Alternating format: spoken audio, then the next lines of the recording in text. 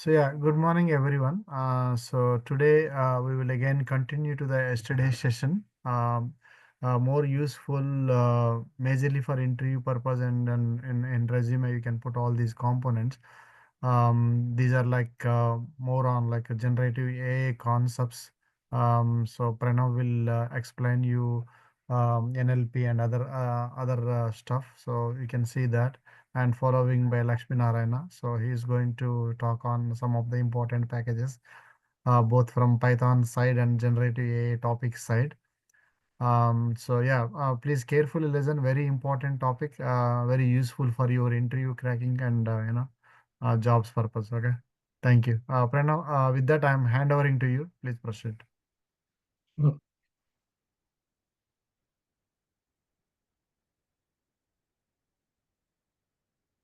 Can you see my screen? Yeah, we were able to see your screen. Correct. Okay. Yeah. Hi guys. Good morning. So today I will be teaching you about regular expressions. Until yesterday, Ganesh has taught you regarding uh, pandas and numpy. So which way we use to manipulate numerical data. So today I will be teaching you about regular expressions, which is used for manipulating text data. So if you are working with text or if you're working with strings, it is extremely important to know regular expressions because most of the data which we have is textual data. So sorry, yeah, most of the data which we work with is textual data. So that is the reason we have to learn this library. So along with that, if you want to do pattern matching or data extraction from the textual data, so you can use regular expressions. And if you are working in an industrial setting, if you are working with the transactional data or customer relationship data or any kind of data, so most of the data which is available in an industrial setting is in terms of text. So if you're from the text, you have to extract meaningful insights. And for example, let's say um, our company is KKR Jene and our company's phone number is this. Someone says on a in a call. So you have to extract that information from the transcripts. How do you do it? So you use regular expressions to extract the meaningful content such as phone number or mail ID from the transcript or anything. So in that way, regular expressions is most important. So it is used for like web development, input validation, and many other things as well. So Python contains its own library for regular expressions. It is called RE. You can just import RE. Uh, Say okay. Let me take an example and I will explain you how it works. For example, if you want to search or match a pattern or check the span of a pattern. So these are like the main important concepts. These are like building blocks of regular expressions. So let me take an example. Text equals to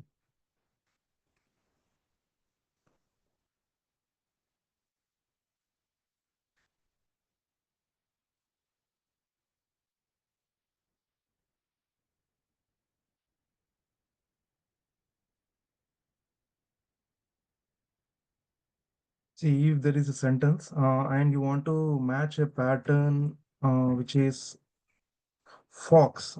Is it present in the sentence or not? How do you do it? So I will pay match. I will use re dot search. So search is used to extract like search for the pattern in the regular in the sentence or text. So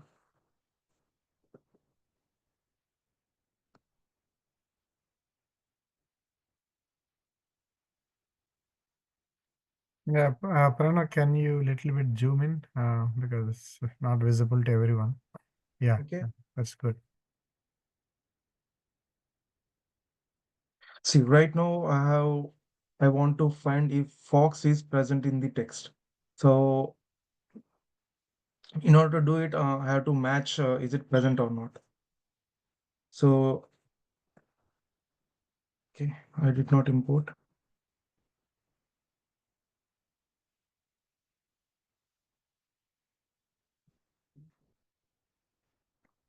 See, right now I found match, the fox is present. Along with that, the span. Span tells you from which index to which index the fox is present. So here the fox is present from 16th index till 19th index. So you can also do print Boolean search pool of. So in that way, you can find is it present or not. If something is, if I search for hen, for example, in the text, it's not present. If you search the Boolean text as well, if you do it, the Boolean search, so it shows you false. So in that way, you can find if the pattern is present in a text or not. So this is like search, match, and span. Okay, match is like use search is used to find the text, find the pattern in the text.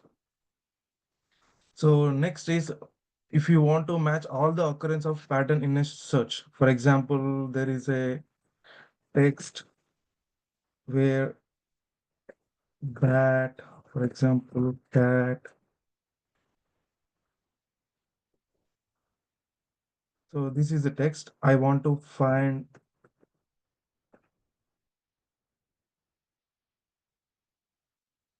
So if I want to find how many occurrence of bat is present and I want to put it in a list, how do I do it? So I will find match is equals to or dot.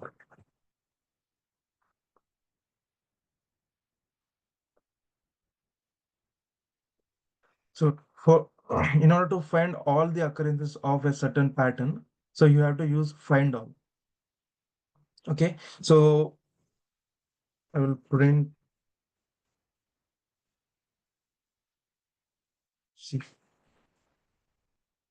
see, right now I could able to find all the patterns, like all the occurrences of bat in the text.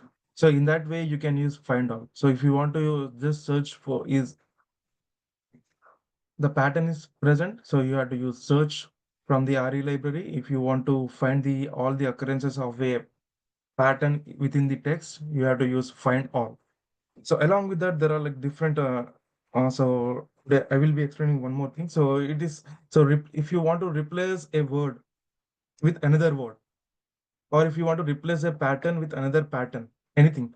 So we can use backward slash. So backward slash works in such a way that you can use this to remove certain patterns if normal words doesn't work. For example, I will take an example and I will explain you. Text. For example, there is a sentence called I like.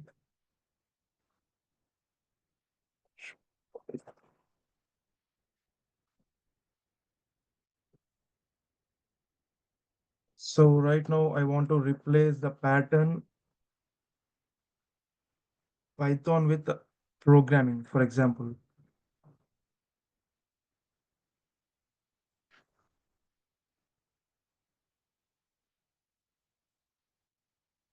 So, so what I will be using from the regular expressions library, I will be using substitute like sub. So I will put sub and then I will put pattern and I want to replace the pattern with programming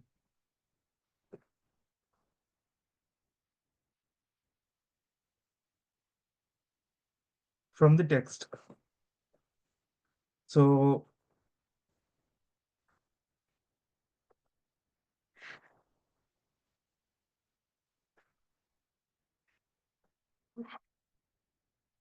see here.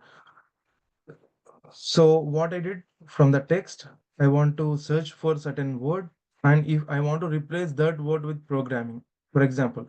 So how do I do it? I will use substitute in the regular expressions. For example, if I want to remove the comma, how do I do it? So in order to work with symbols or something different other than numerical or text like characters. So you have to use first you have to convert the pattern into raw string, and then whenever we are trying to find a symbol or anything in the pattern, so we will use backward slash first. After putting backward slash, I will put whichever I want to replace this with a dot, for example, period. So I will be doing this and I will be removing it with dot, for example. So see, I like Python and Python is great. So in order to work with characters or digits, you just use normal pattern. So if you want to work with commas or full stop, something similar to that, so you have to use raw string format. So in that way, you can replace a pattern with a certain word or certain pattern. Okay, if you are working with strings. Okay, for example, okay, let me, yeah, next, I taught you. Okay, so this is like special character. So if you want to, for example, suppose as I have explained you earlier, right here, in order to work with the comma and you have to replace it with a dot. So you used raw string. Same thing. If you want to work with the, if you want to find if plus is present in the text, for example, how do I do it? I use raw string format, and then I'm I'm searching for plus symbol, addition symbol. So if I'm working with addition symbol, first you have to put backward slash, and then I am searching it. So I am searching the pattern in the text. So in that way, I found out that uh, plus symbol is present. So if I want to search minus is present in the text. So see, false, it's not present. If I want to find out is equals to symbol is present in the text. So see here we can find it. So in that way we use substitute and search to find patterns which is not a character or number. So there is one more thing which is a character set. Okay. For example, there is a text which is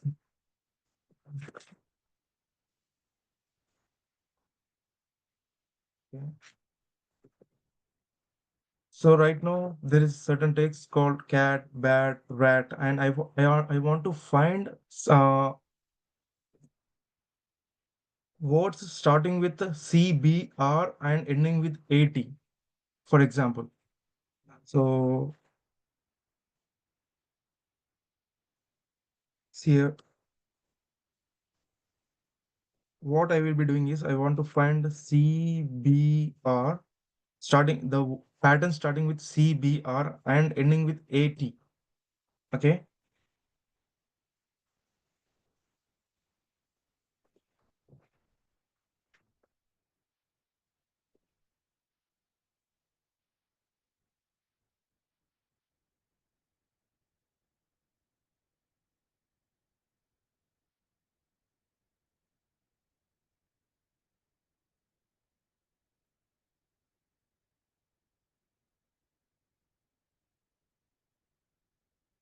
See right now from the pattern what I did. So I found out. So we use this square brackets to choose one character.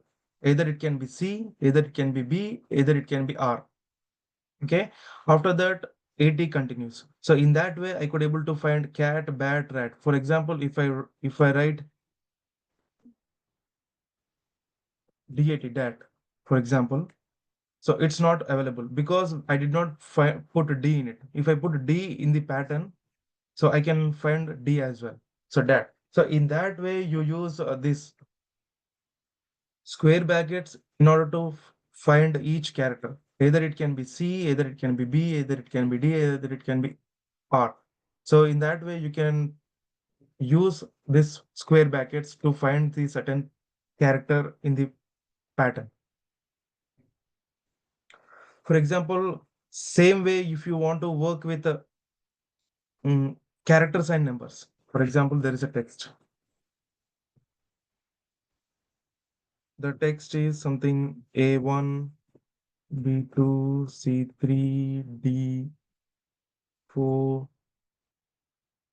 Okay. And if you want to find the patterns and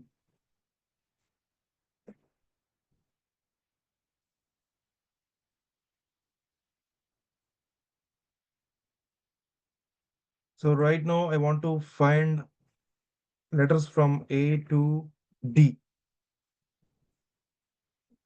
C, T, and numbers from 0 to 3.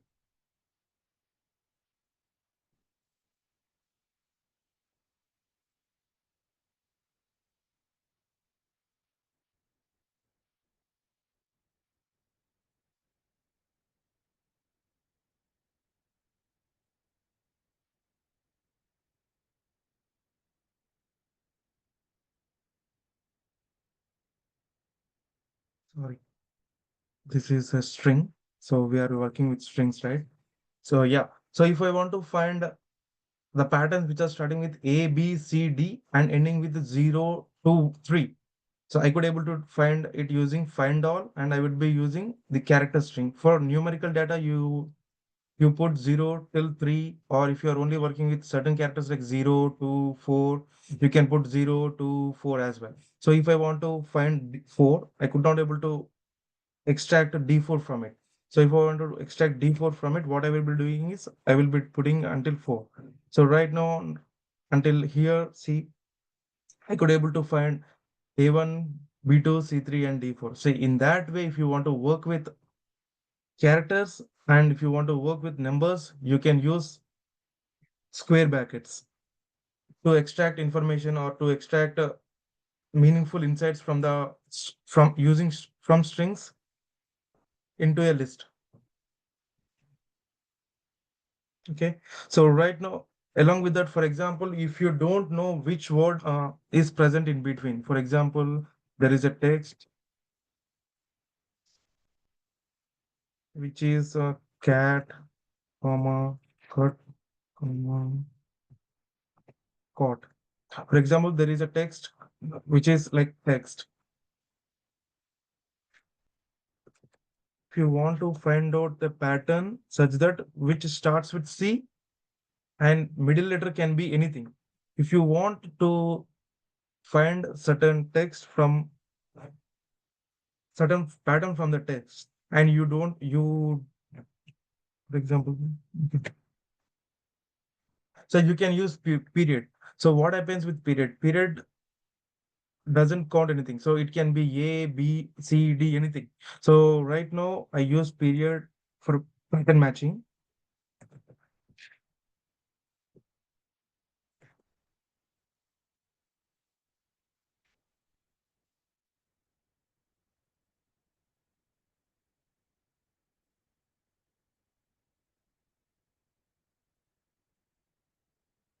See, for example, if you see here, period can be used for any character.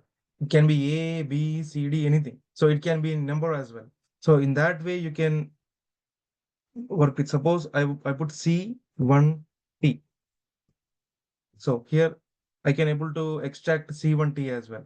So if I put DAT, for example, I could not able to extract because the pattern is in such a way that it should start with C, it should end with T, and the middle character can be anything. So if you want to work with such kind of extraction, so you use period. So it is like wildcard. The wildcard can be anything. So it is called wild character using period. So if you want to extract meaningful information from the start of the sentence or end of the sentence, for example, for example, there are a couple of sentences. Yes. The sentences can be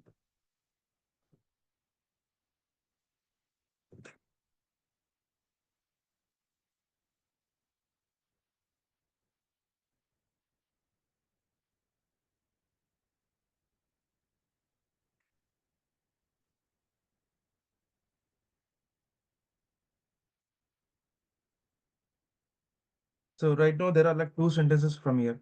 First, so these are like anchors. If you want to pattern match the start of the word, you will use this symbol. If you want to use, if you want to match the pattern for the end of the sentence, so you can use dollar symbol. For example, right now, hello world starts here in the first sentence and hello world ends in this sentence in the last, right? So right now I want to find out the sentences which starts with a hello world. So how do I do it? So first what I will be doing is like start, what I put it? I will be writing start hello world and I will be using raw string.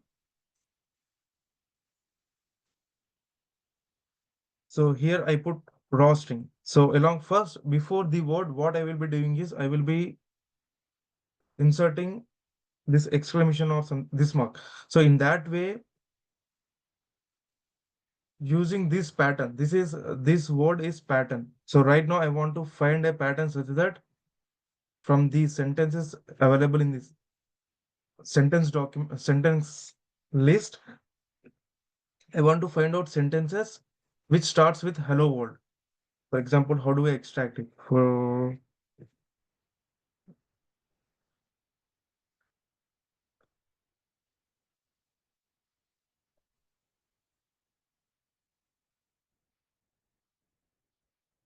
So I will be using list comprehension. So you don't worry about list comprehension for now. But how do I exchange? For example, I am going through all each sentence for sentence in yes.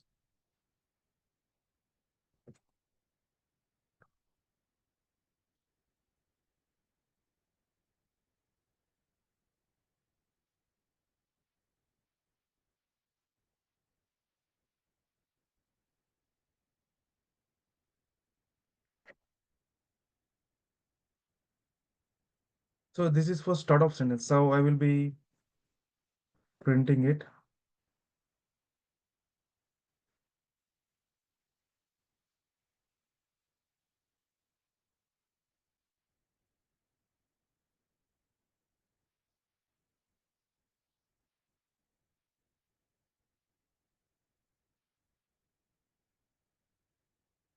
Okay, let me search what is the error. So here, hello world.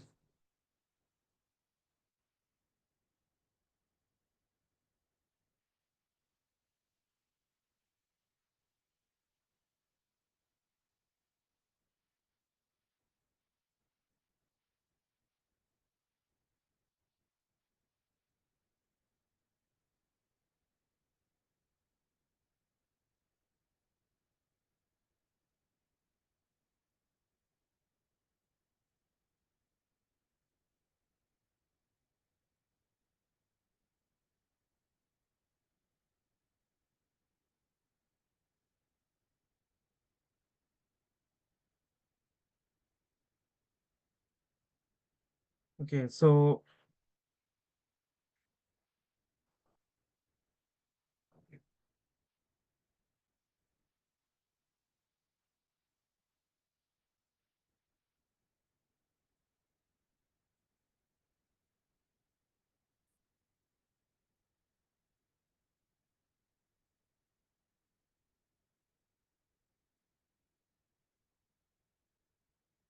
okay, I'm just copying it for now. So I will be explaining you. See here. So what is happening here? If you want to find the start of the sentence, like that is starting with hello world, what I will be doing is I will be extracting the information through list comprehension. So I will be finding out start of the anchor pattern with the within the sentence. I will search. So in that way, I can extract the word starting with the pattern.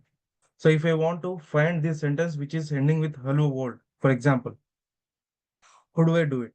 So I will be using the same sentence, but I will be using the dollar symbol at the end for the regular expression. So here in search, what I will be doing, I will be searching with the end of the sentence and I will be finding out which are the sentence that are ending with hello world. So in that way, we can extract information from the start of the sentence or end of the sentence using dollar symbol and this symbol.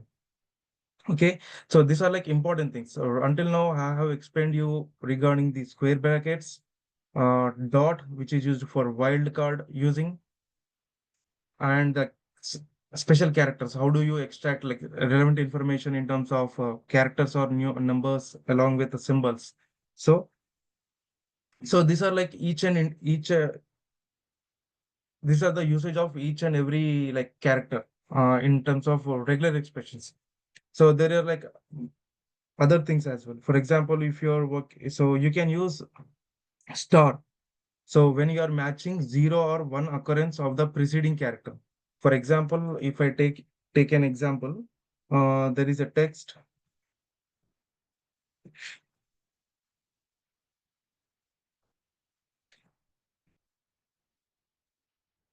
If there is a text something similar to A B, for example, I want to find the occurrence of A any number of times, and it should end with and it is ending with B, for example.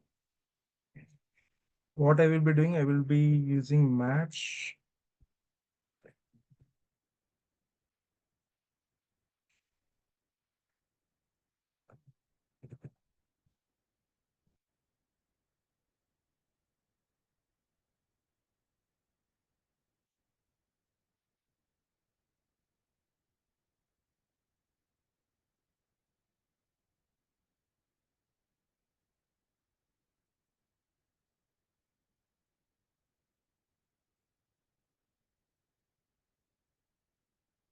See here, how I have used star.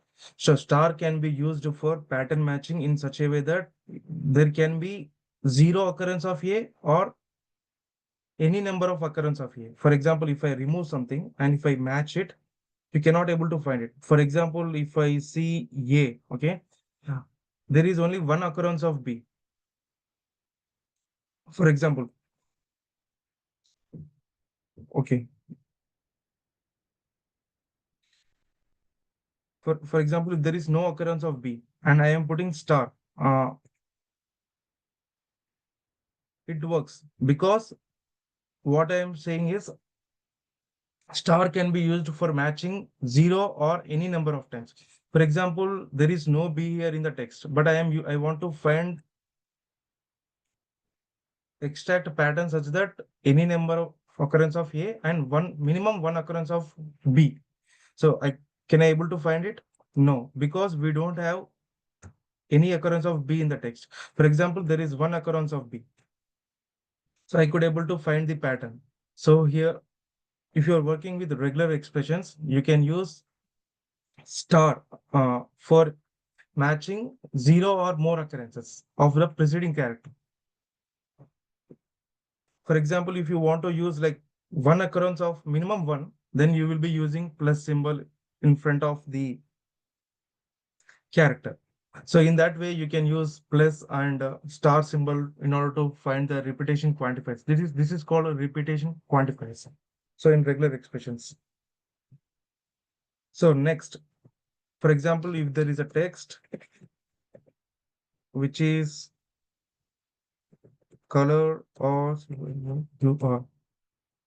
these are like real world scenarios because some people might write color or some people might write color color, but you want to extract both the words from the given text. So how do you do it? So I will be writing pattern. What I will be doing is COLO. So I will be writing COLO. So here you can be present in a word or you cannot be present. So how do I do it? So I will be writing U and I will be writing a question mark. So question mark is used to check whether the preceding character is present or not in the text. So in that way, I will be matching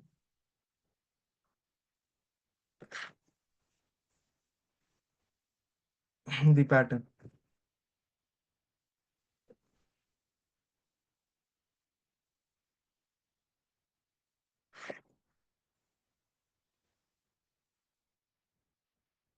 See here, right now we are not sure U is present in a text or not. This can be a real life scenario. For example, if you give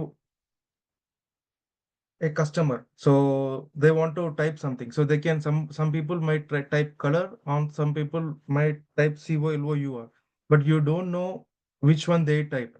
So in order to extract those kind of words, so you can use question mark. So question mark checks whether the preceding character is present or not.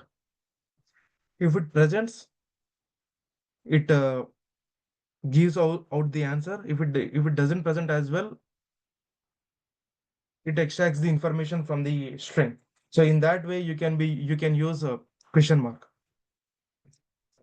So there are like couple of more things. For example, if you want to work with text in such a way that you only want to find certain number of occurrence. For example, there is a text. Okay. And I want to find a pattern in such a way that, so it starts with A, and I want to check, like there are like minimum four occurrences of A. How do I do it? So I will be writing four, comma, then I will be finding out match.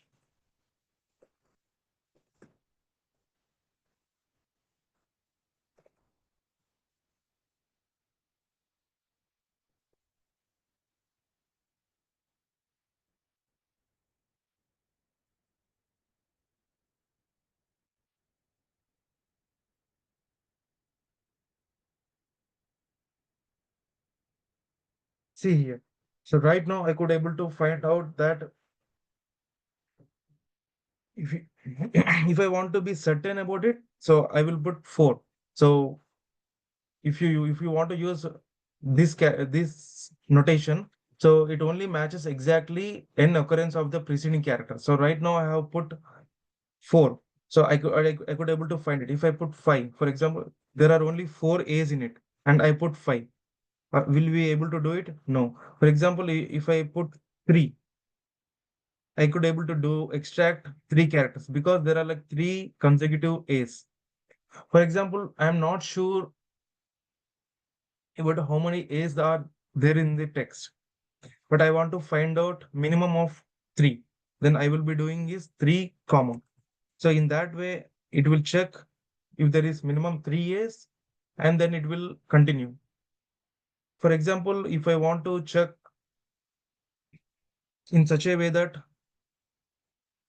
there is minimum and maximum.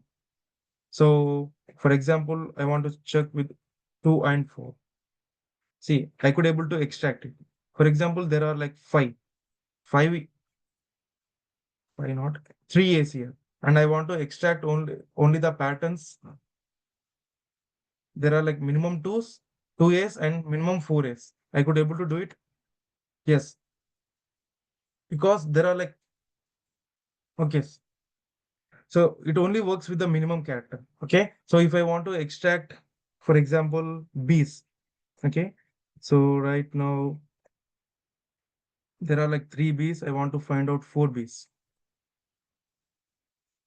I could able to do it. No, because there are like only minimum three B's. We have given exact matches.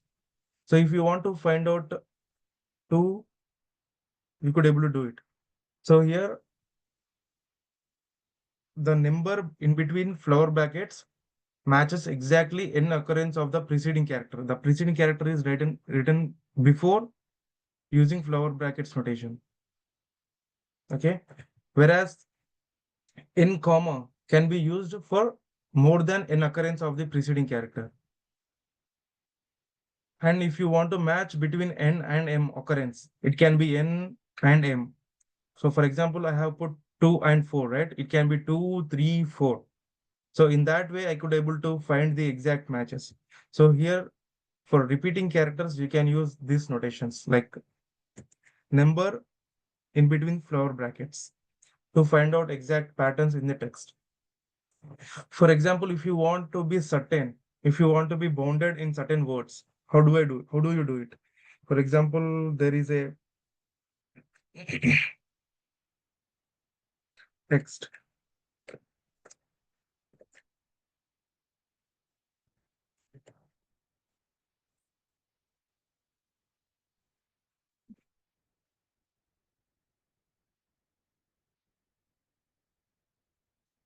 So I want to be certain about the findings in the text. So I don't want to extract any other information other than certain words. I will be using bounding condition. The bounding condition is I will be putting bounding on both sides of the text. Okay. So, and I will be writing the word in between. Okay. And then I will find the match of the pattern.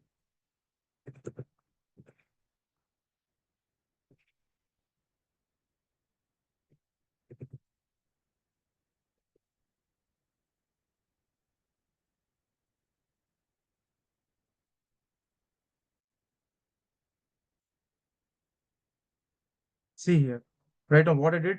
So I want to be certain about findings. Like I want to find how many hellos are present. So I would be using the bounding condition. The bounding of the word works in such a way that so you can put you should put a backward slash and b on both sides of the word. So and you have to use raw string compared to normal string for finding these certain words. Like you want to be bounded in the in that only word.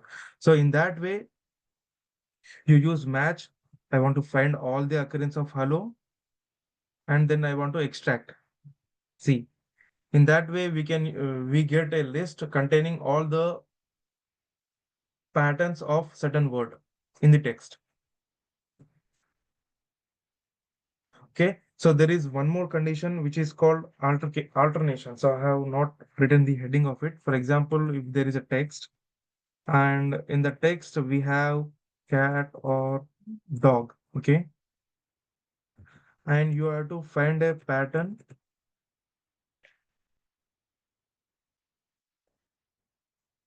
Either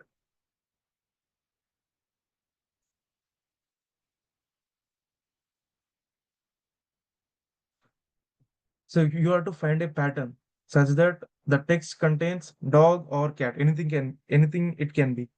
For example, and you want to extract those. What I will be doing, RA died. Final.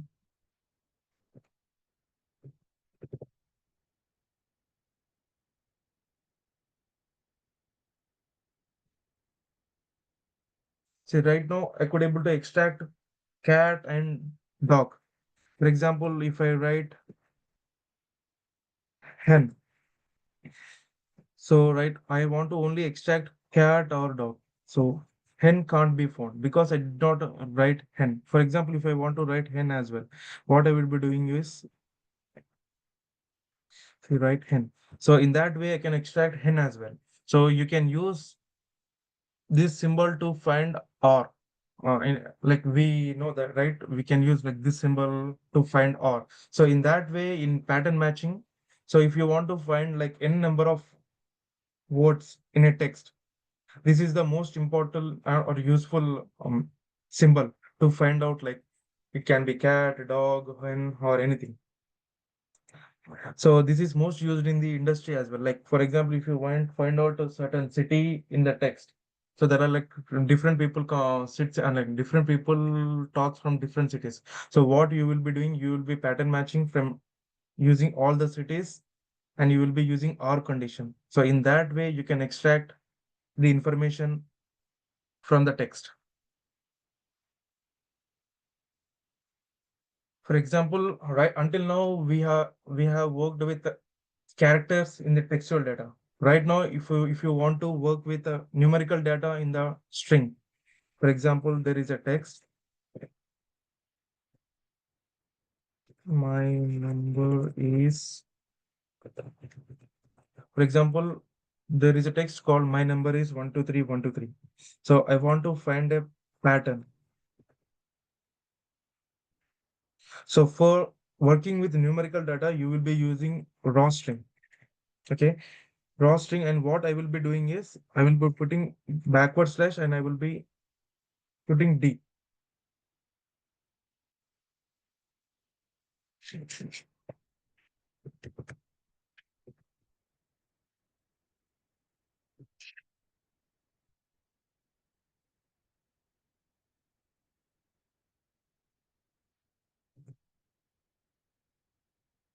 So right now I have extracted in this way. If I want to extract into a like only one string, so I can do like this. Yes. So I will be taking an empty string and I will be joining all the occurrences of matches. Okay. Then I will be printing the result.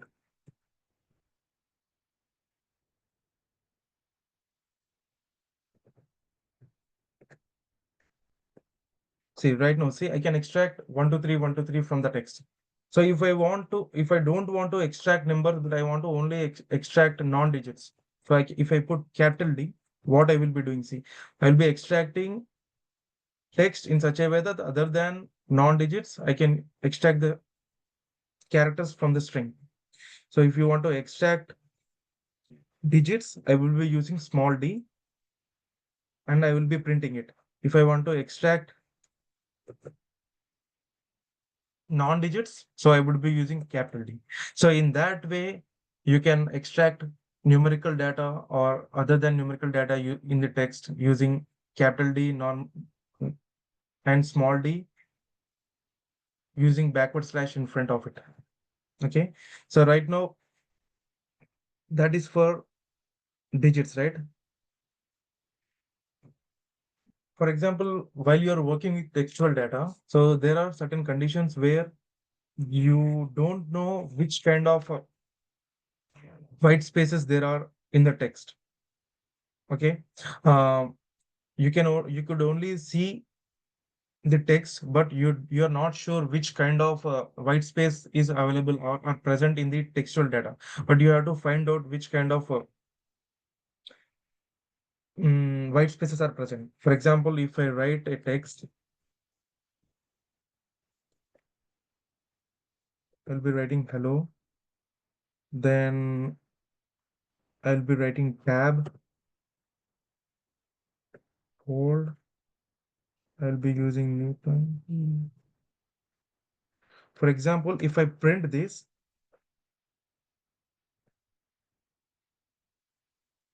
what happens? See, hello world Python. So if you are working in real world scenario, you are not sure what is present in between. So it can be tab or it can be new line, but you get this raw information like this, and you have to extract what kind of like white spaces are present from the text. How do you do it? Okay. So right now, what I will be doing is I will be using pattern is equals to raw string. I'll be using S. So what is S does? S matches any white space characters. It can be spaces, tabs, new lines. Okay. So right now, see here, I will be using this pattern and I will be matching.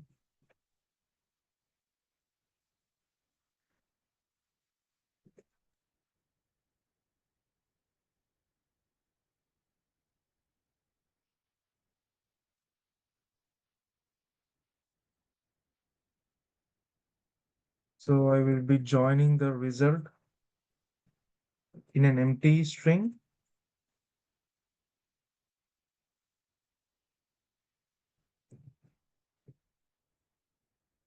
and I will be printing the result.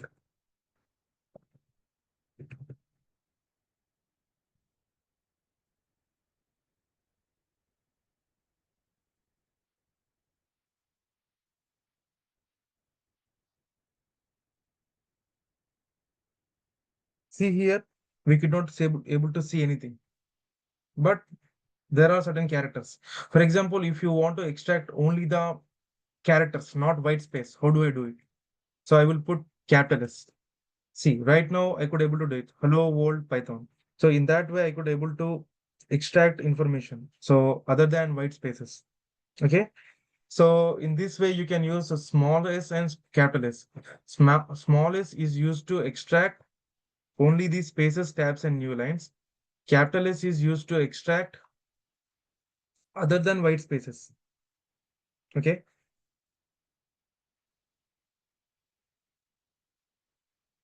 Next, so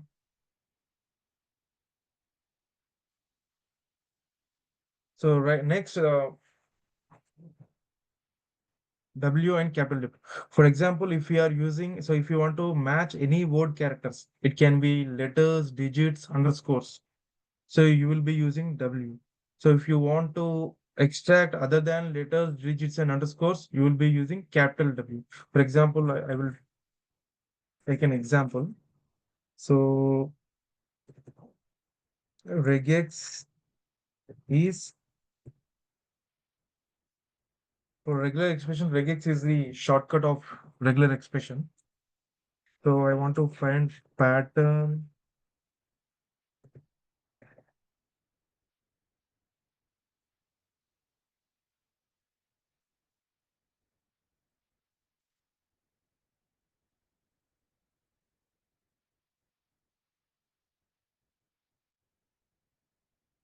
Okay.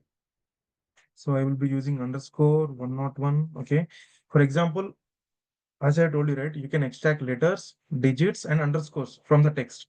See, right now I have put everything in the text and I am finding those matches. Re dot. Okay. I won't be using this. I will be,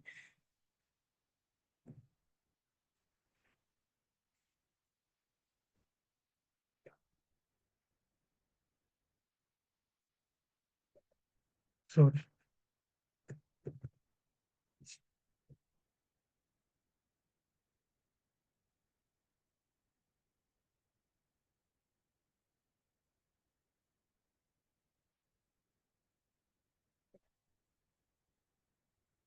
So I will be using an empty string. Then I will be joining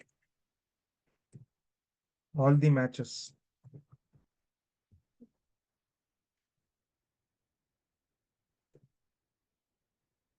See what happened. So we were able to extract regex is awesome. For example, there is a other character comma in the sentence. Could we able to do extract it? No, we only want to extract letters, digits, and underscores. So if you want to work with certain kind of, for example, if I put different things here in the text, but only want to extract information such that letters, digits, and underscores. So you can use this small w. See, I could able to extract this. If I want to extract other than letters, digits, and underscores, I would be using capital W and I will be extracting this. See. So in that way, you can use matching word characters with a capital W and small w. So right now we got to learn about all of these things, right? So everything works in certain manner. But if you are working in real world, you will be using all of these patterns which we have learned and you will be solving the problems. For example, uh, there is a sentence, my order number is 123 and it is ready for pickup at 5 p.m. For example, if you are like, there is a customer who is saying something on their phone. Okay, you have this context. Uh, Sentence is equals to order 12345 is ready for pickup at 5 p.m.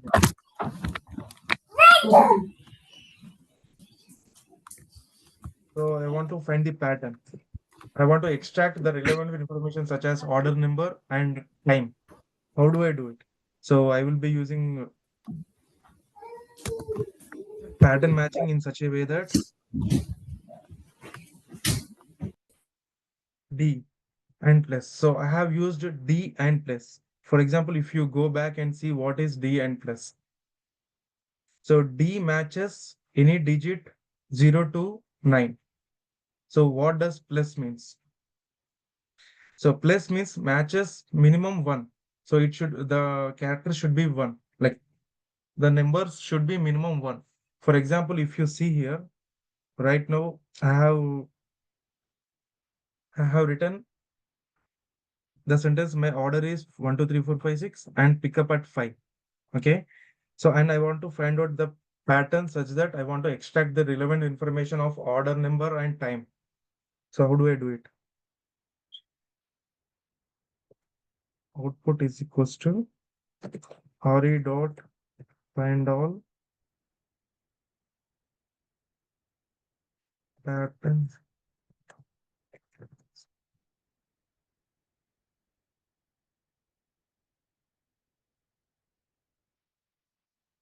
See, here we could able to extract 1, 2, 3, and 4, 5, 6. For example, he did not mention any time.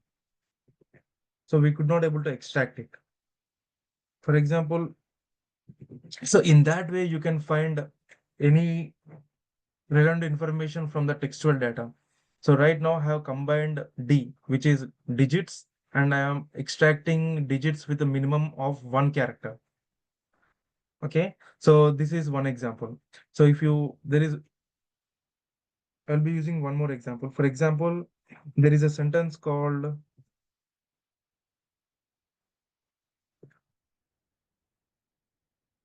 2025 is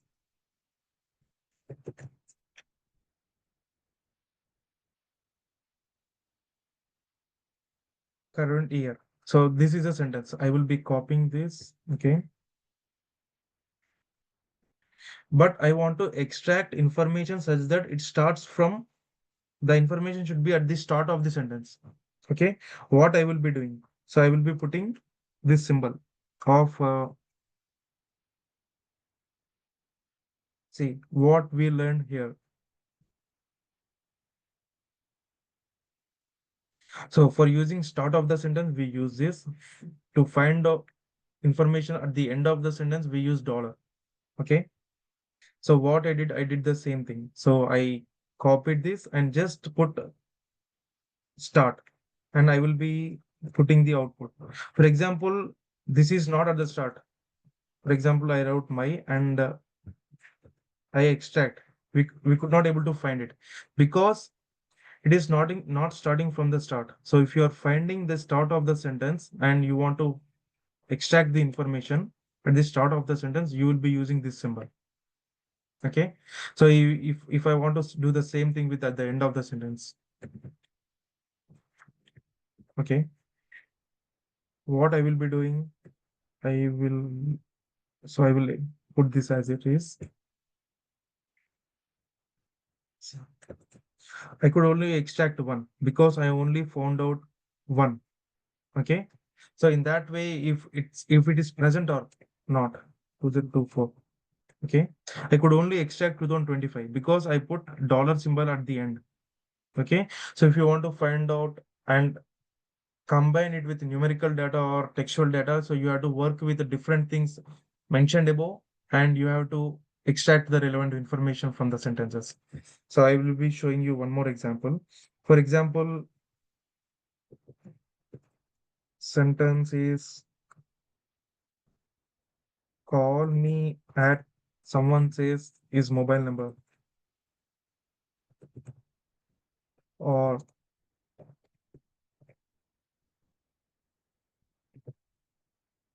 okay, and I want to find the pattern. So how do we do this? So I want to extract only the mobile number from that sentence. So what I will be doing is first I will use D, okay, because I am matching digits. Then now, next, what I will be doing is first I want to extract three digits. Okay. In order to extract three digits, I will be using flower brackets and I will be using N. So what is N here? N here is three because as you can see here from the above explanation as well. Where is it? Okay. So if you want to match exact N occurrences, then you will use flower brackets. If you want to match n greater than n, then you will be using n comma. If you want to match between n and m, so you will be using this. So right now I am using exact matches. Then what is next? Next, there is this symbol, hyphen.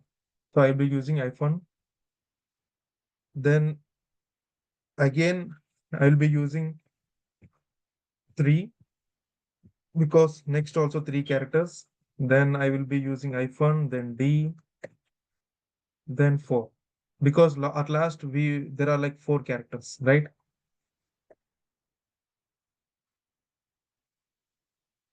So right now I want to extract the information of mobile numbers from the sentence.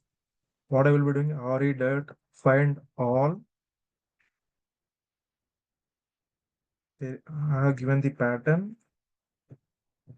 sentence and I will be printing it.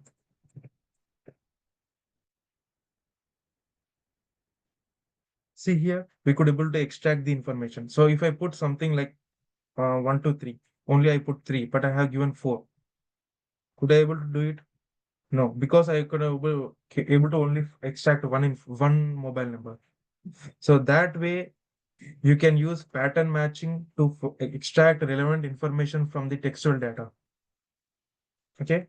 So this is most important if you are working in NLP or anything. So learning and understanding regular expressions is one of the important thing. Okay. So next, I will be taking one more example. Now, for example, yeah, replacing digits with placeholders. So there are like for if you are working with credit card data, for example, you don't want to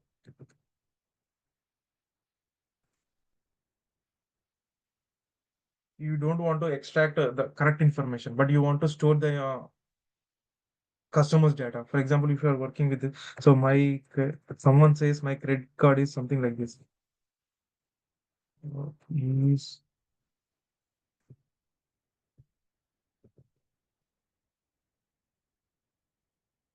okay. So I want to find the pattern.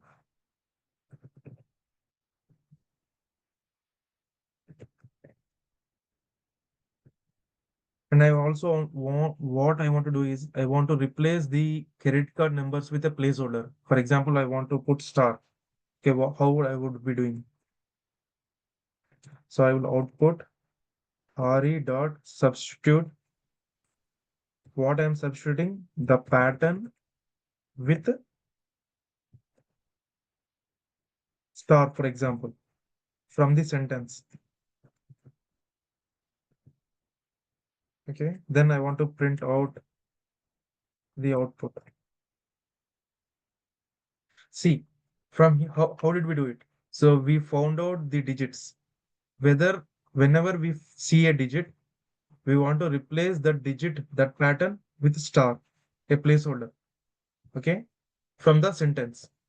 So in that way, you can directly use, see, my credit card number is XYZ. If you put this symbol, so it will come something like this. If you put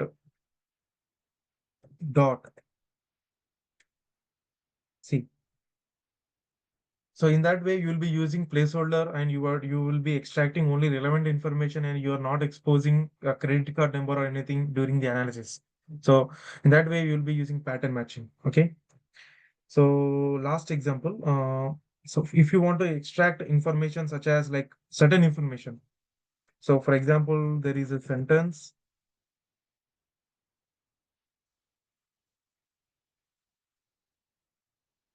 I was born in 1920. Okay. And my brother in 1930. The year, for example, if you only want to extract years, okay, how do I do it?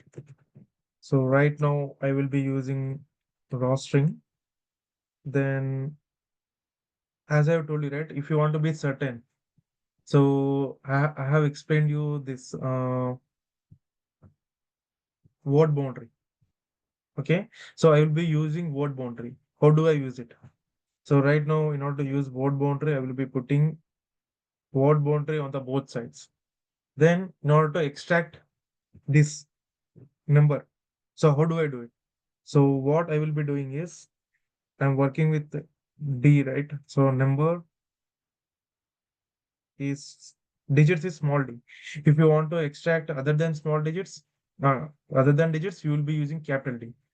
And I will be using flower bracket because flower bracket helps us to find only exact number of matches. Okay. So right now I have written the pattern. Output is equals to re dot find all.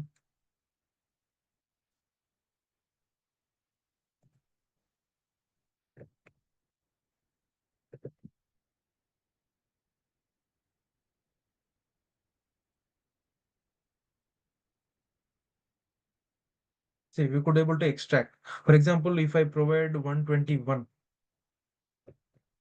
I could not able to extract because this is wrong information. So it is because I am bounding only four digits. Okay.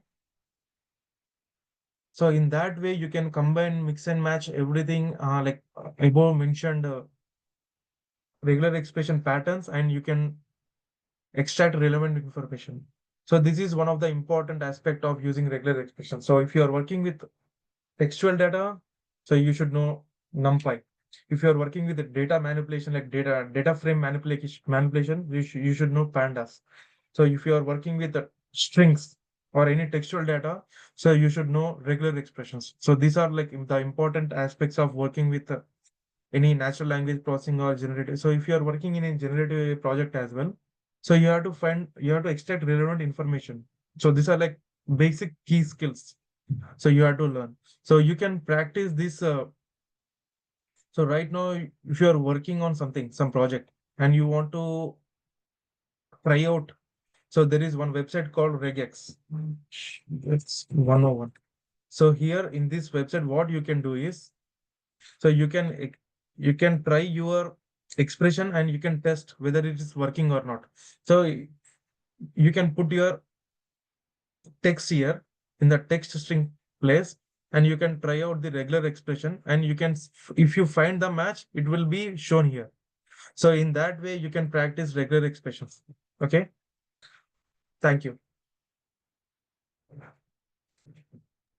Eh, Thank you, Sai Pranav.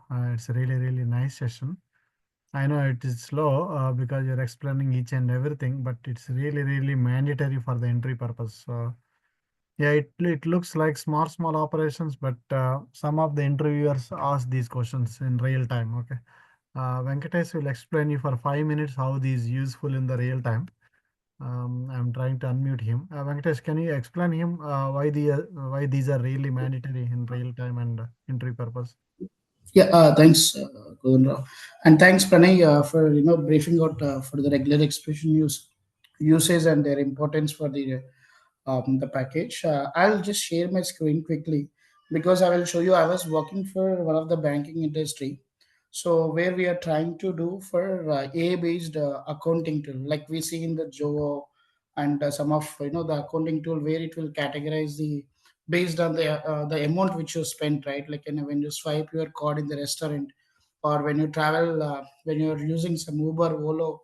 Okay, so if you are staying in the USA, there will be LYFT is one of the travel industry, right, where you can transport industry.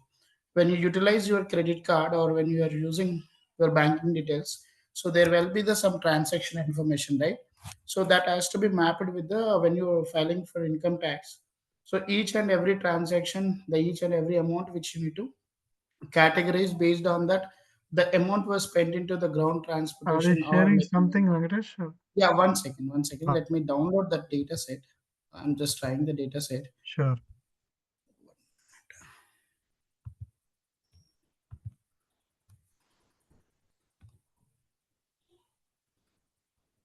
Yeah, meanwhile, Lakshmanan, you can ready with your stuff so that you can have your session after Venkatesh.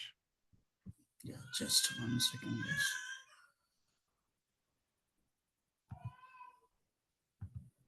Yeah, I'm sharing my screen. See the data sets which I am showing you, the real-time data sets, okay, which I am working for the accounting tool for the USA based. Um, so this is a sample data you can consider, okay.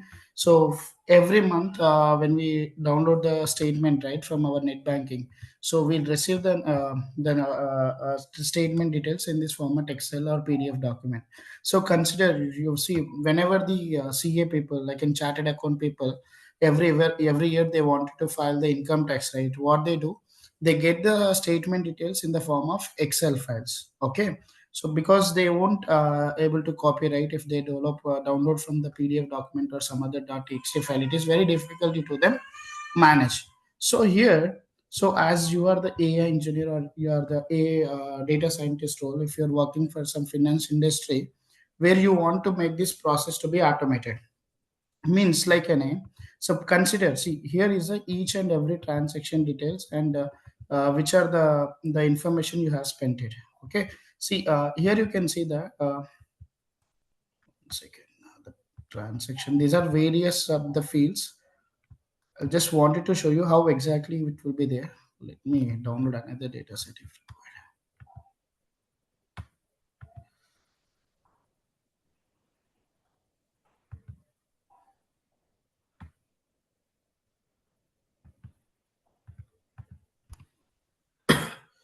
I think many of us people knows about the bricks, the company, right? The transaction information. See, the statement descriptor. So consider whenever you do the transaction, so the information will be available. Like, this is the amount, and along with the date, and you will get the entity name. Sometimes there will be the information like a combination of words with the follow with the particular the organization name or the company name. Like, and if you spend for the some restaurant, that restaurant name will be there officially. When they are like when they are wanted to do some online transaction, or when they wanted to swipe the card, they approach the bank and they submit their the business details, right? So based on their business detail, they will get the account name. So whenever anyone swipe from their business details, so they will see the name of their business in the transaction. Suppose I visited for the restaurant, Taj restaurant. So if I use my card, then in my statement I see that, like, some XYZ amount which I spent it in the Taj Hotel name. Okay, so that's where the statement information will be appear. So as you have to identify this patent, so as like how they do, just considering the accounting people, so they analyze each and every statement. So this particular statement was spent in for the food, or this particular statement as spent it for the software. You see this, right? Atlassian or Twilio, okay, and Mango DB Cloud, okay. So these are the main, because many of these accounting tool and many of the people, they work for the various software IT companies, right? So they do their accounting, they do their balance statements, and they do all the kind of financial operations. So that's why we see the basically, because every corporate company, they spend their the financial to this respected clouds to purchase to cloud, or they wanted to utilize for some of the logistic. So that's why we see many of them into the Amazon Web Services and Atlassian. They use officially the business cards. Okay, so they wanted to identify that, okay, with the particular company with this particular description has been purchased for which organization. So here you are seeing the simple information, but in the real time statement you will be having the various the descriptions, combination of some of the other textual information also. From there you have to extract, okay. So there the regular expression will be helpful for you. So how this pattern has been has been presented, like, can you consider Amazon Web Services, right? So for suppose,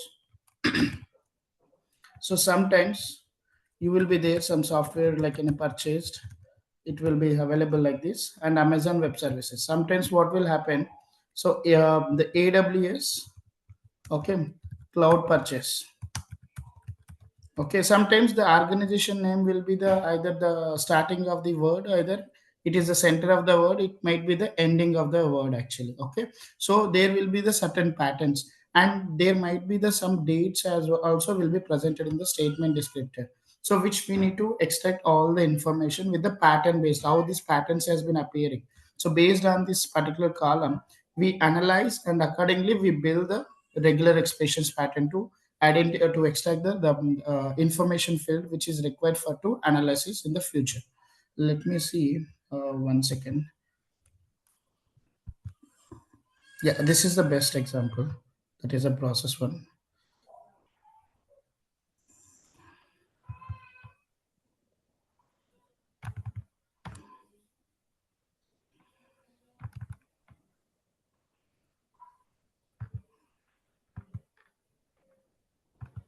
Let me open this file 1 second.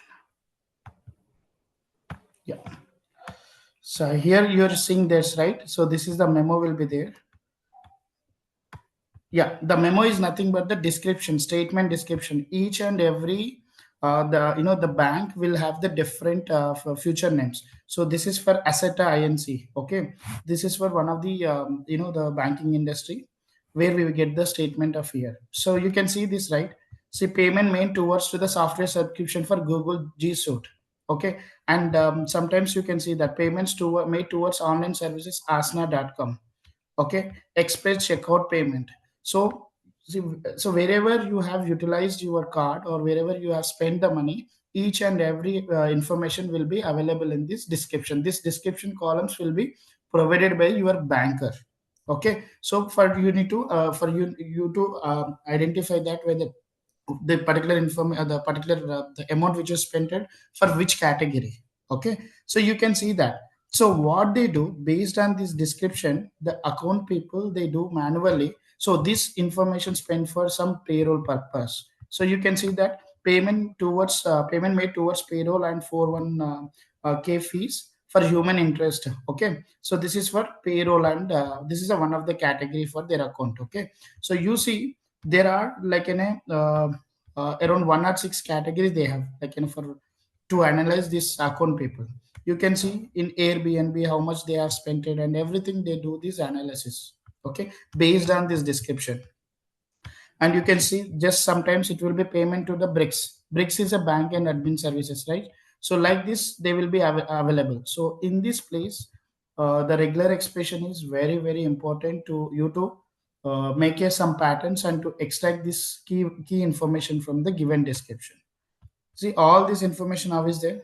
See now here you see the payment made towards to software SaaS, and this is the organization name which they given. Okay, so they will extract the software or it is for software company or because I know this company, but this company belongs to in which category, that is into the IT industry, that is into the restaurant name, we don't know, right? So they try to extract this information as well. So how this like the information is presented, you can see this payment made to Airbnb along with this information. So they have tracked to the hotel. So all like and you can see the real time when you're working for this kind of finance industry or when you're working for some other the where you need to extract the key information from this particular kind of transactions. So regular expressions will be the very helpful package for us. So this is how it will be there. You can see this information. These are the real time data sets. Okay, even you can verify your the statement also, which you can say similar like the people who are staying in the USA, you can see this kind of statements if you just verify for like where and all you have spent. Okay, sometimes because we have to identify, we are doing some analysis to identify that the companies and the company belongs to the which category. Based on that the transaction we are moving to the particular category. So this is what they wanted to do the accounting tool because they can file the government. Okay, these are the expenses has been spent for this specific category. So application software, this is all for application software, you can see that. And yeah, sometimes you have to extract this money also. You have to identify this what how much dollars you have been spent in and everything as well. So the various informations will be there. Okay, so this is where you can able to utilize because sometimes the payment made for employee dinner itself, and this is what grub hub is there. Okay, but what about this information, this is we need to extract, and this we need to do the Google search with some other the tools like in then we can get it like this information belongs to this particular restaurant. So you can see the meals and entertainment for this one. This is for employee dinner which they gave him.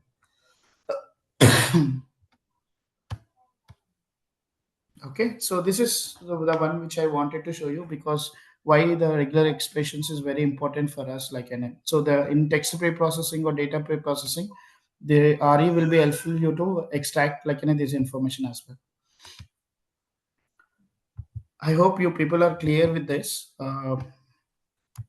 Yeah. If any doubts, just message me. So where and all, I just connecting. We are learning for these packages, but we need to know right why we are utilizing these packages. So that's why I'm showing you on my experience, which are the projects which I worked, and where and all I utilize these packages. So you can tell in your interview also these regular expressions which I used here, like in the banking transaction information, where we find out this various description. I need to extract the informative keywords like the organization name or kind of the software company, or it belongs to the restaurant. So these are the key type which I want to extract and which we wanted to make the categorization for further analysis. Okay, this is the one which I was working for here. Yeah, thanks sir, and thanks everyone. If Yeah. anyone like Yeah, that's a good example. Venkatesh, we may need a separate demo on this so that sure. they will really understand. Okay. Yeah, Yeah, yeah. With that, we will move on to the next session. Lakshmi Narayana, are you able to unmute yourself? Yeah, sir. Yeah. Okay, please proceed. Yeah.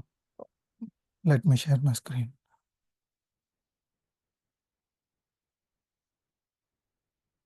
I hope you are able to see my screen. Yeah.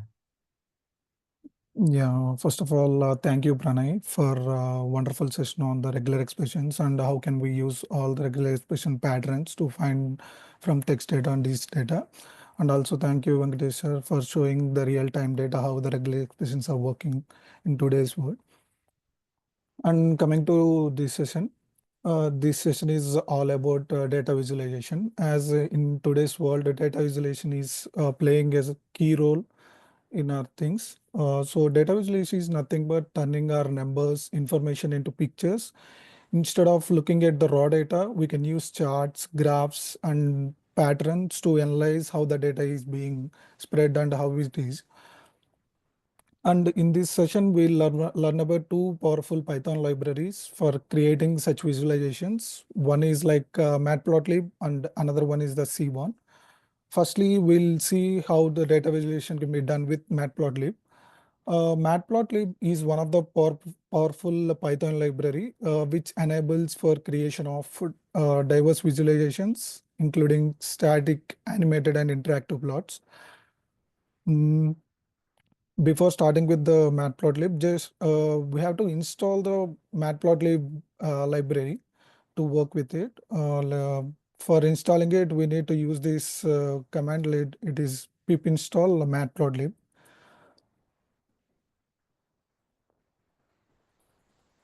It will take. Oh, sorry.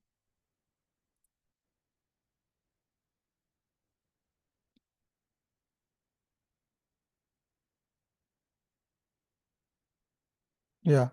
You can see that as I have already have this Matplotlib installed, it is showing the requirement was already satisfied. If you are installing for new, it will show you as successfully installed the Matplotlib.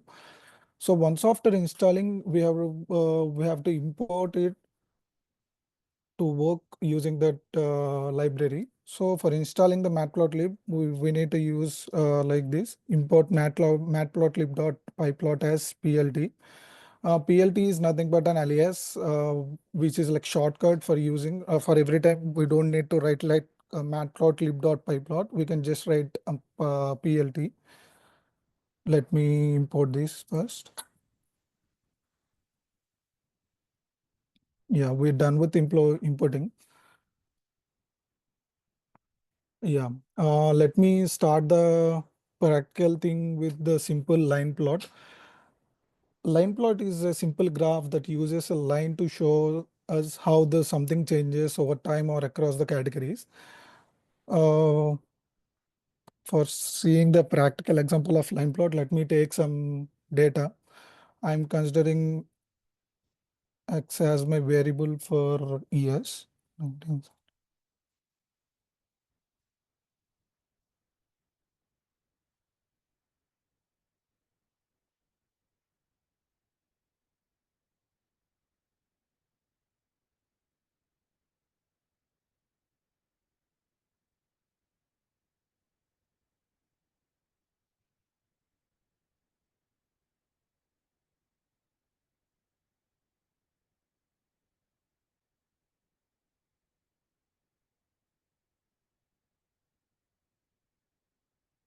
Yeah. Let's think that this is a company and this is their X variable contains the years of the company's growth. Checking we are let's consider we are checking the company's growth. X contains the years and Y contains the percentage of growth they got in the particular years. So if we want to plot a graph using this data that we have, like the years and the growth of the company, we need to use like plt dot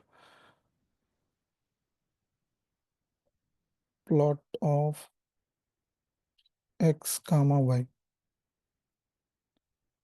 You can see we got a graph with the help of our data, but it doesn't make any sense. Like we don't have anything like what is x-axis and what is y-axis and what is the like. We need to have some like meaningful labels to understand the graphs. So let me add some meaningful labels for this. Let's just add the x-axis e dot x label. As we have years in the x-axis, let me make it x-axis as years. Plt dot y label.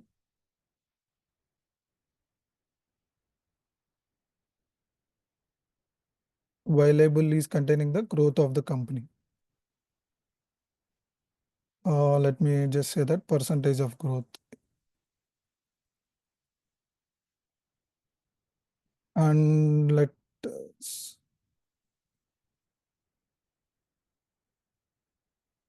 add a like title to the plot so that it's easy to understand like what is it about.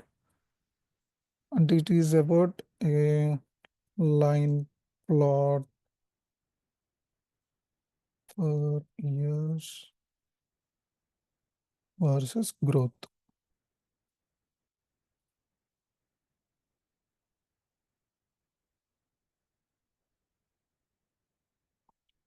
Let's see, like we have all the details of the graph. So it is like very meaningful. Like if one's have a look over this plot, they'll easily understand like why we are drawing this plot. And we can also do some customizations to our plots. Let me show you the customizations also. Let me copy this.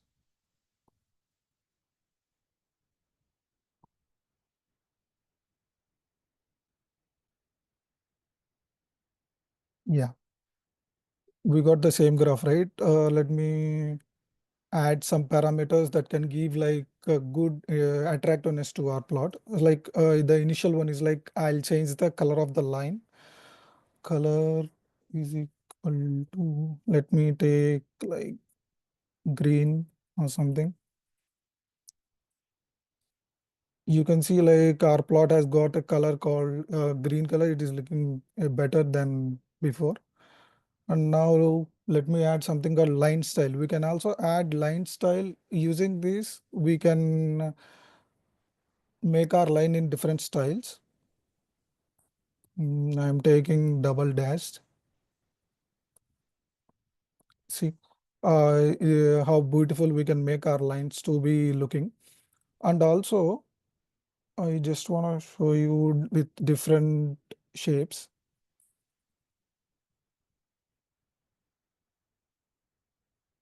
We got some error.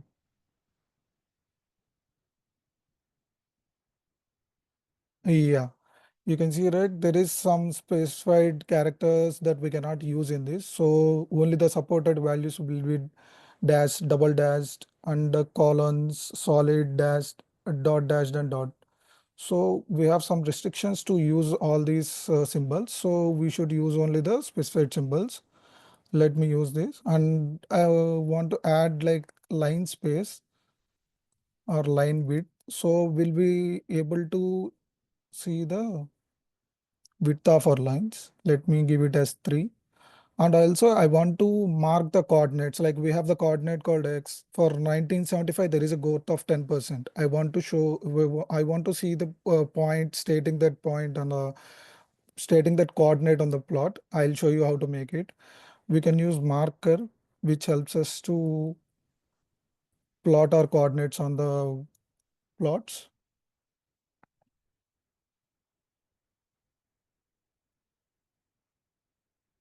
See, we are getting a coordinates, and at on, like all our coordinates are pointed. We can see all the coordinates over here.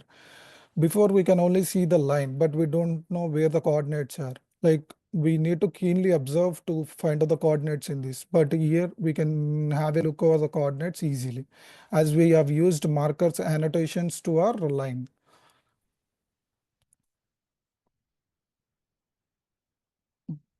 And as I told you previously, as a line style, we can use we can use different styles to our marker also. You can see it came like star.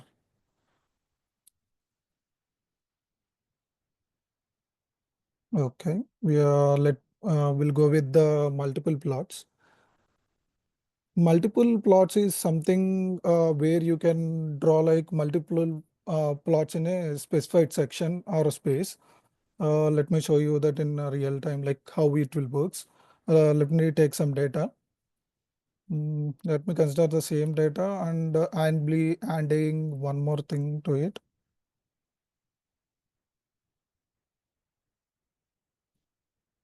Mm,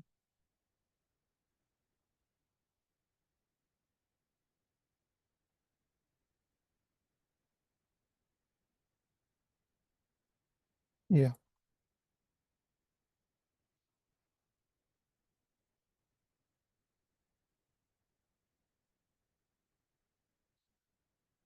Before plotting the multiple plots, we are gonna define like what is the size of our plot should be. And for defining that, we will be using plt dot figure fig size equal to 9. Let me take 9 units in height, width, and 5 units in height.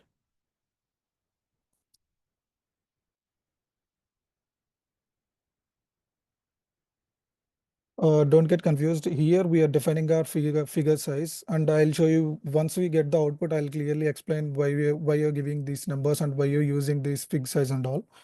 To draw a subplot, we have to draw like plt dot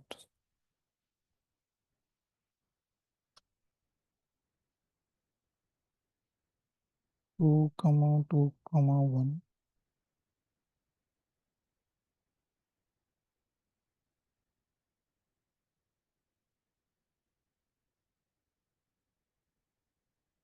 X, Y, comma.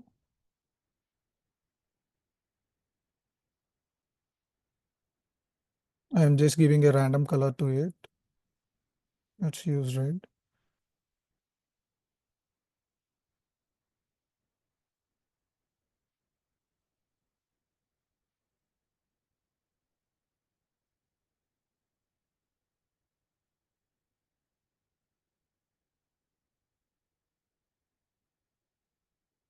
Yeah, you're able to see a plot, right? The firstly, what is this fig size? Fig size is nothing but we are defining the height and width of our figure, like how much height and width we need in the figure.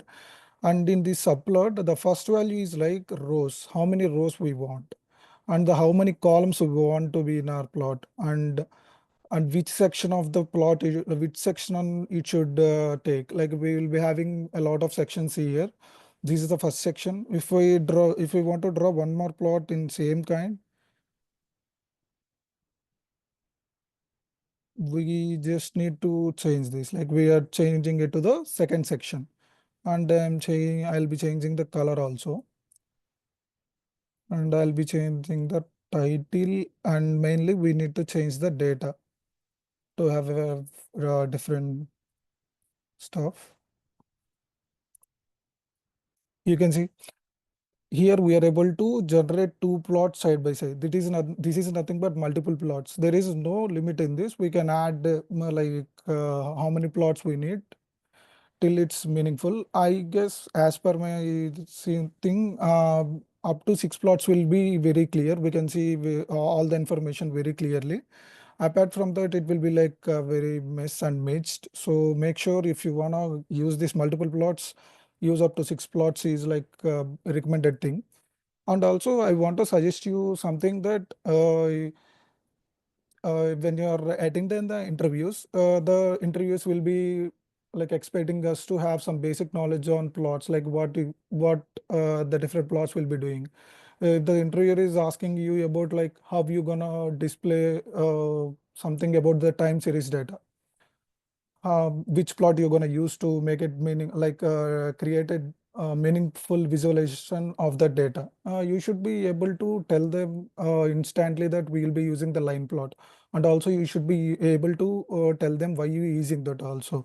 See, in the line plot we'll be having a plot. The line will be going in a way like how the coordinates are. In 1976 they have only the 10 percentage of growth, and in 1980 they have the growth of 20%. Like, so the line is increasing, so over the time is changing, we can show the transitions how it is happening using the line plot. That's my suggestion for the line plot. And next plot will be the bar plot.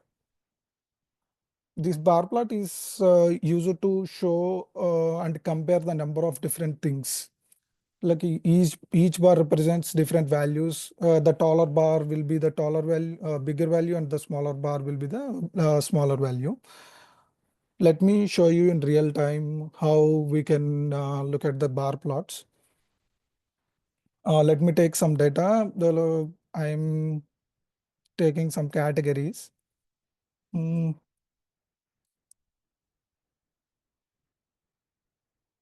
yeah.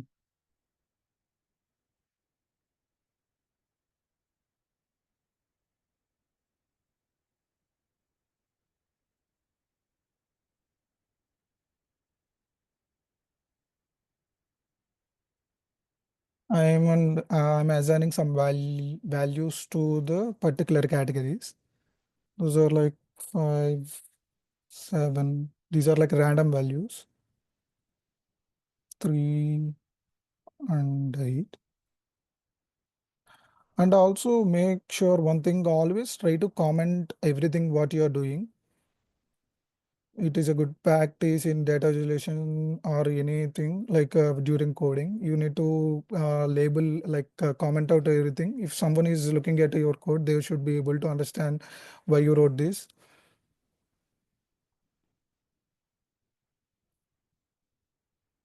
These are the values.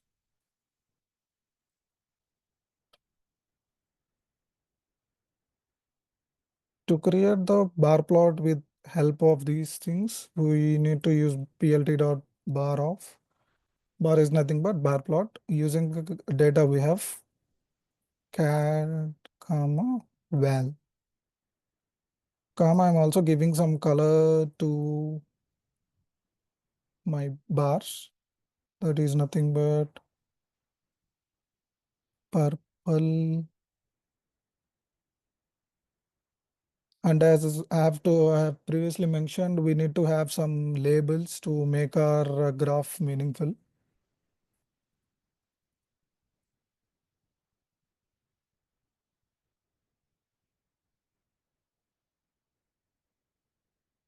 Mm,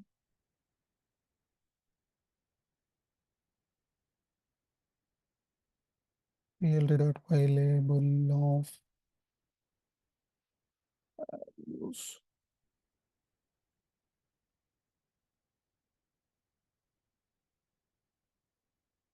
Just give us small title, bar plot.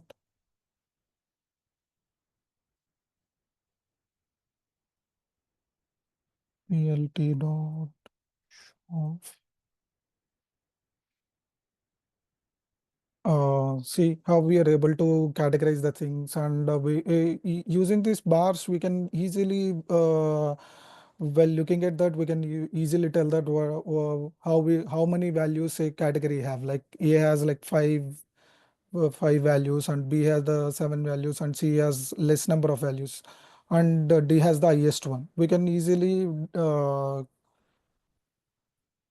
say which category has the highest value. In the interview purpose, if you interviewer asking you about the like compare the categories data, you can use the bar graph. So it is very useful, and it will make sense to use it. And when we are going to the next one, it is like histogram. The histograms are used to represent the distribution of data, like how data is being distributed into bins. Will use a point called bins here, like to count the number of values each bin contains. Let me explain you this thing with the help of an example. That is, I am taking data is equal to, here I am taking some repeated values to show you how the bins works.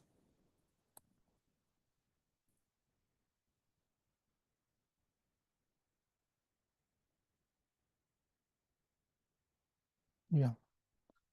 Mm,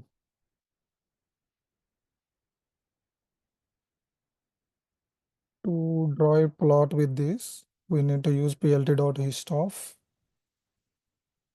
We need to take the data, comma, we need to assign the bins. As I've told you previously, I'm taking like 4 bins.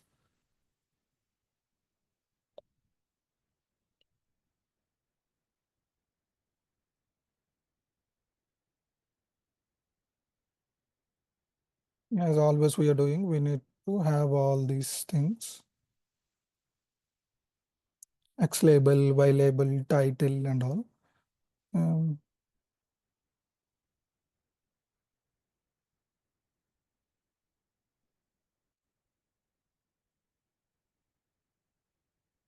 mm,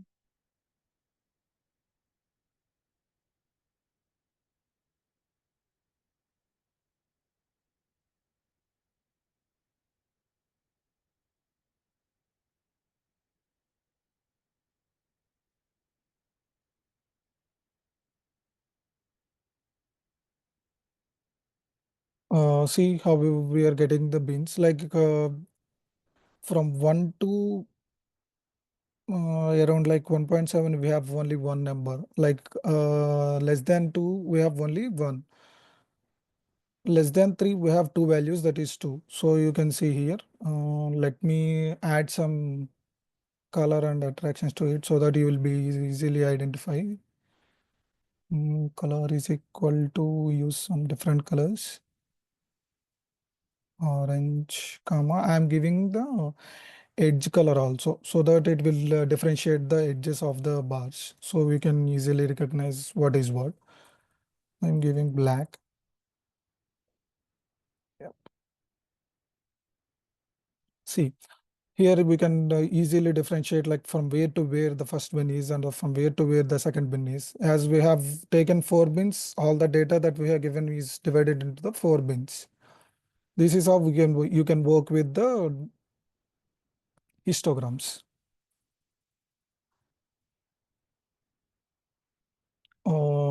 The third one is like scattered plot. Scattered plots are usually used to display the relation between two numerical values. If you are having two numerical columns in your data set, if you wanna see how the relationship between the two variables, like two columns, you can use the scatter plot. It is like good for that. Let me take a sample of two numerical values. The 1, 2, 3, 4, 5, and y data. 2, 3, 4, 5, 6. Yes.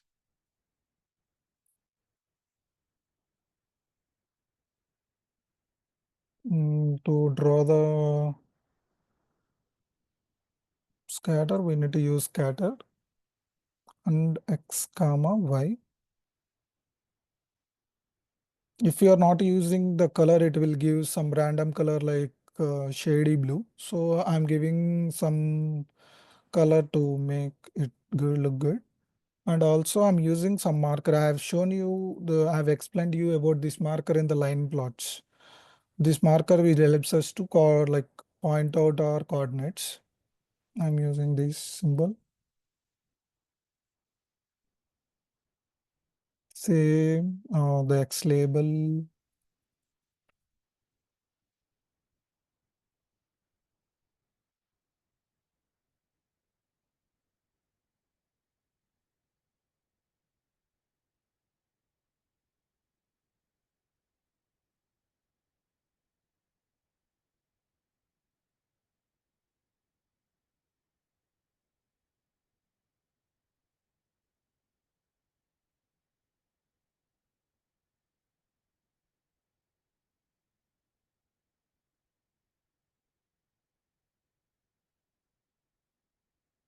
See, this is how we can get the scatter plots in this.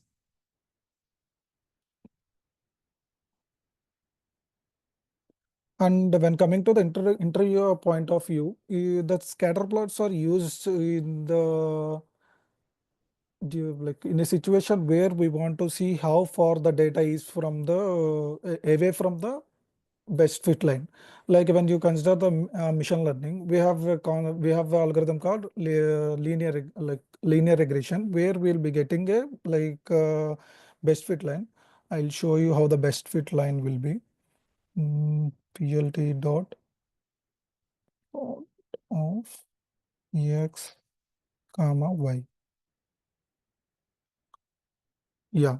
This is how the best fit line will be. This is not exactly how the best fit line will be drawn, but this is the same way how the best fit line will be drawn. If you think we have a coordinates over from at the point like 2 comma 4 and some points at 4 comma 5, so we can check how far away they are from the best fit line. For this type of examples, you can answer the scatter plot, so it will be very helpful to find the distance of the data from the best fit lines. The next one we are discussing is pie chart. uh, as you all know, pie charts are usually used to check the proportions of the categorical data. How many portions of the data is available to make it someone make it 100%. Pie charts are usually used when you want to display how parts contribute to a total. Like in pie chart, we have different segments, right?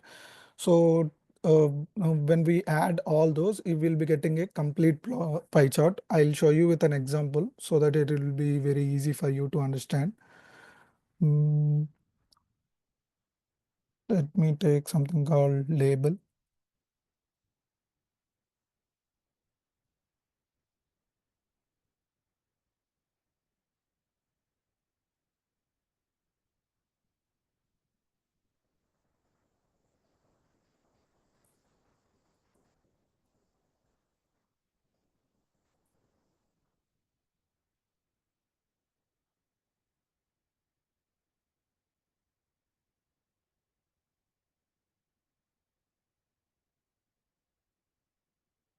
Size is nothing but the percentage of the data. I'm considering like that. 30 comma 20 comma 40 comma 10. I'm trying it to make round of 100%. Mhm. And then to draw the pie chart, we need to add plt dot pie of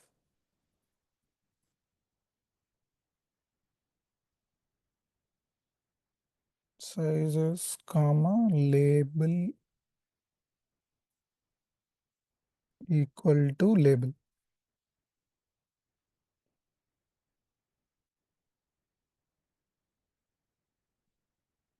Oh, sorry, labels. See, we got a pie chart.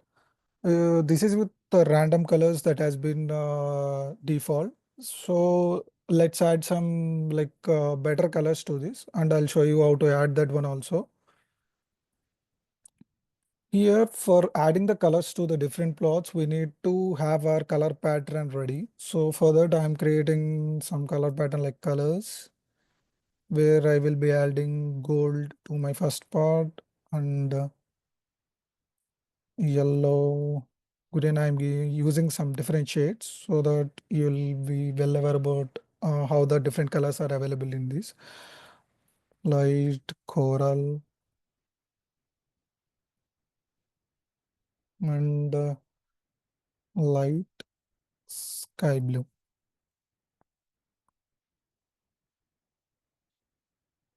And we need to just assign it in our plot condition, that is like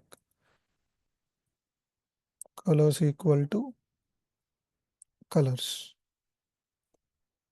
See, the colors has been changed as per the color pattern that we have given.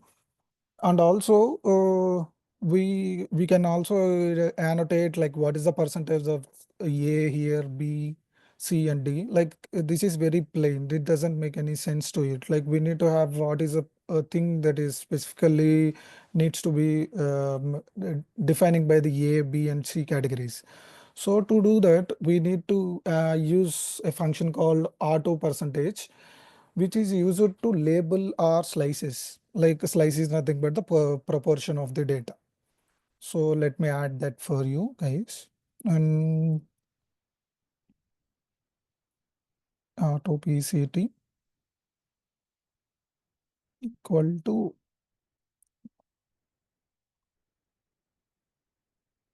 one F percent. That means I want to you take 2 percentages, like 2 points after the decimal, 2 decimals.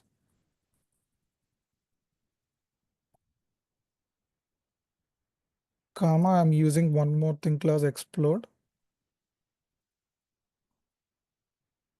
Okay, let's remove this, I'll show you next.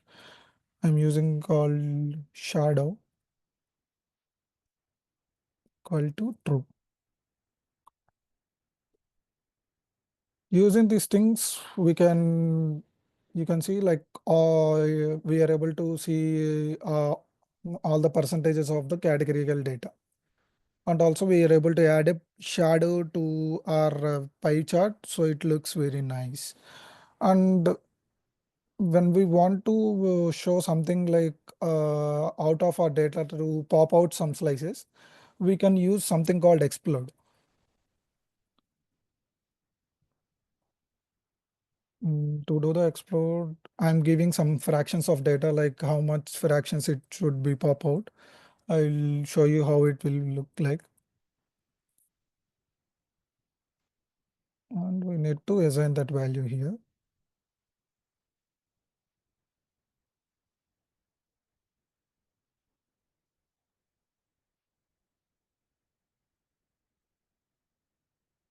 You can see like here I have mentioned 0.2 at the first label.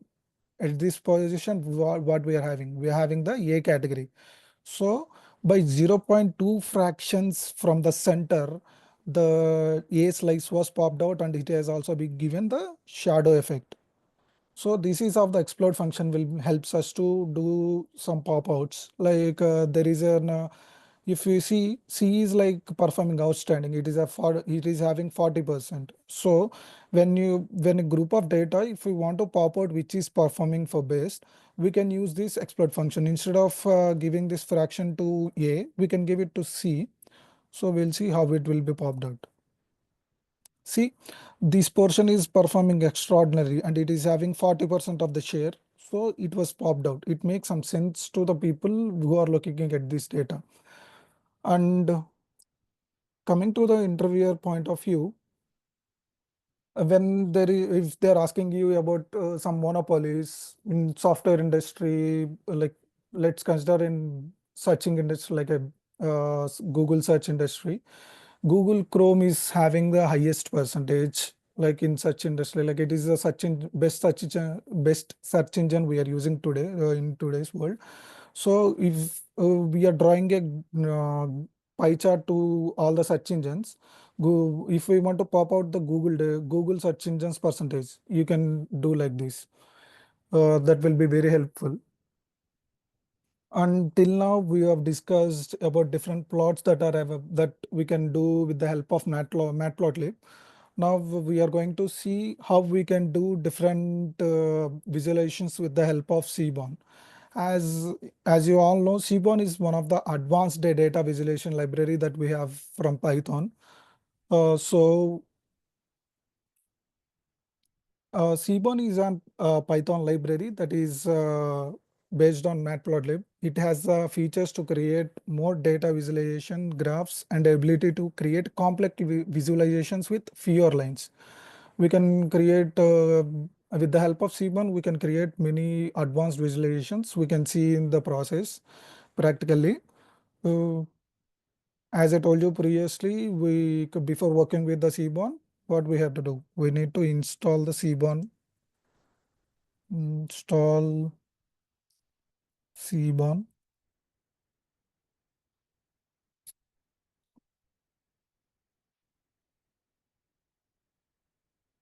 As I have already have my Seaborn installed, it is showing my requirement was satisfied. So let's go with importing it.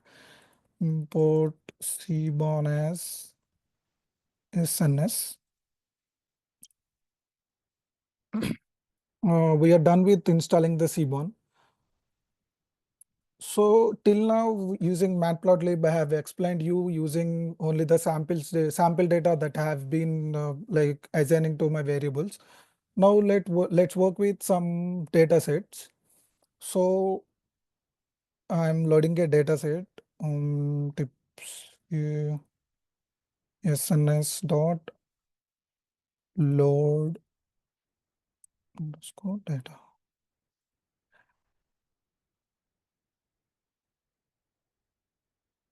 Yeah, before loading the dataset, let me explain you something. Seaborn has some predefined datasets in it. Like it will be very helpful for us to load the datasets from Seaborn itself. There is no need to save them in our local systems. So it is a very helpful feature for us. I'm assigning a variable to it. If you want to see what are all the datasets that are available in Seaborn, we can see like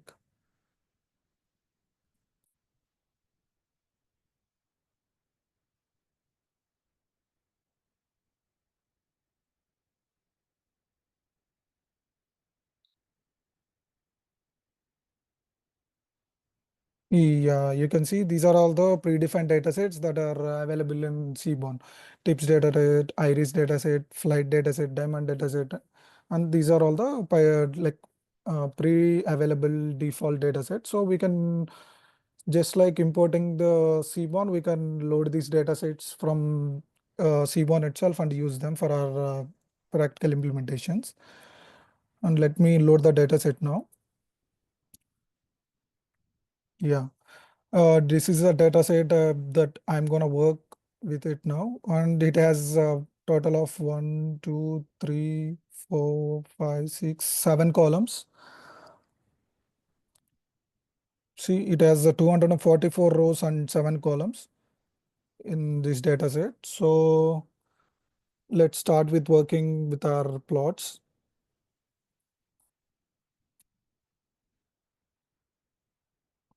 Yeah. Mm, As we already have our data set, there is no need to assign any values to the data. So we can directly work with our dataset itself. SNS dot scatter plot of. We need to assign values. We need to extract the value columns from the dataset. So I'm taking something called, yeah, total bill, and y-axis as steep. Let me do that. Total underscore bill, comma, y-axis is like tip,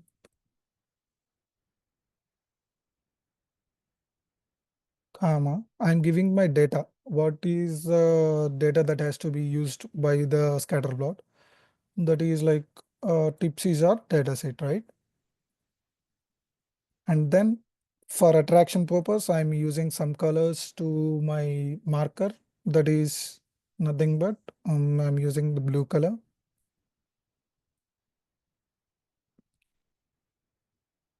Marker equal to, I'm using O.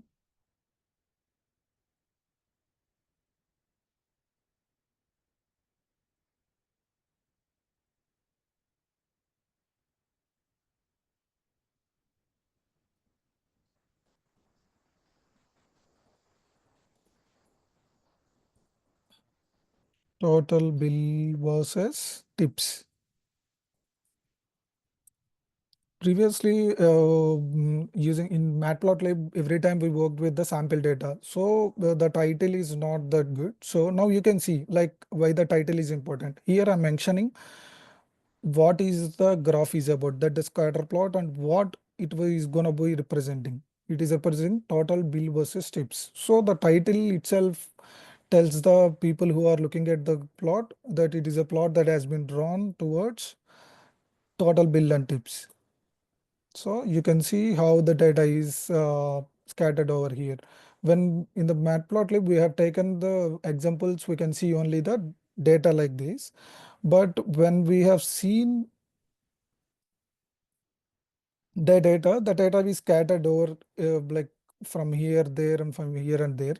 So if you want to like as I told you, best fit line, the best fit line will be going in diagonal way. If it is going like this, if this point is far away from the diagonal, so if we want to know how far it is from the best fit line, at that time it will be very helpful. In this type of data, if we want to find how the data was away from best fit lines and the diagonal lines, we can use a scatter plot. This is how you can explain the interviewers also when you're attending in some interviews. And then let me show one more plot, that is line plot. Here also we need to no need to take any data, just we can use the data from our columns, like data set itself. SNS dot line plot of.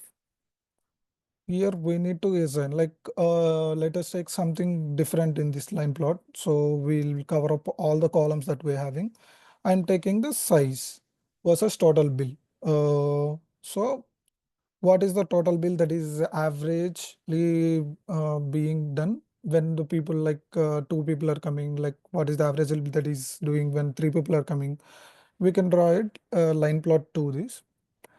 That is x is equal to, I have to assign the column name first, size, comma, y equal to total bill.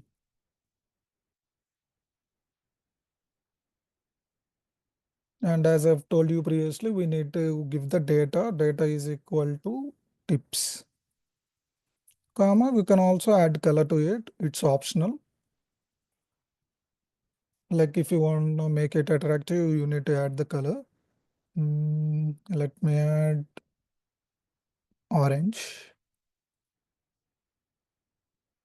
And then, as I've told you previously, having a title to our plot is very good practice. Line plot for size versus total bill.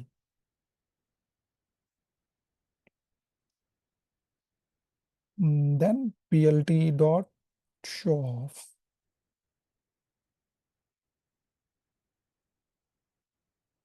See, this is how we can draw the line plot in using SNS, and it also shows us the spread of the data along the line plot. So it is very attractive to like, it looks very attractive to draw a line plot with the help of a Seaborn. So we can have extra visualization to our line plot. And let's see the bar plot. As these plots are already shown in Matplotlib, I'm not explaining much. I'll be showing you the plots that were the new. I'll explain more about them. As you see in bar plot. For the bar plot, oh sorry, this is blocks plot. Yeah. As I've told you previously, for the bar plot, we use the bar plot to compare the categorical values. Here, I want to check what is the average bill that was happened regarding the day. Let's consider a day. We have Sunday, Saturday, and Thursday. I hope we'll be having the Friday also over here. So we will check which day is having the highest average bill. So for that, I'm taking X as my categorical variable, that which is nothing but day. And then y-axis, I'm taking as total underscore bill. Mm. Data is equal to tips, comma, color is equal to purple. Sorry, it should be quotes. Then plt dot title of bar plot for day versus average total bill.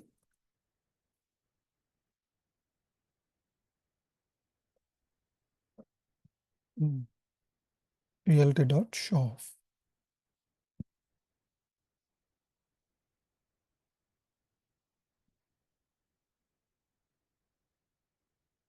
See, on Thursday we have an average bill around like $17 or $18. It's like 18, I guess. For Friday we have a bit low, and Sunday was the highest bill. This is how you can show the category variables, how they are distributed.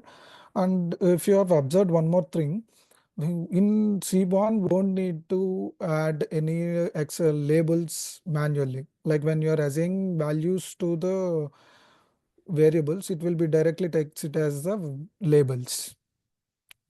So that is one more helpful thing in Seaborn.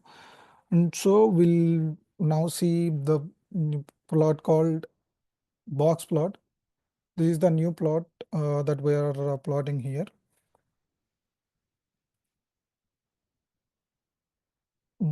Let me draw box plot for the same data that we have used here. I'm just copying this. I will, after drawing this, I'll also explain you why, how this box plot will help us and what are the useful things that we can do with this box plot.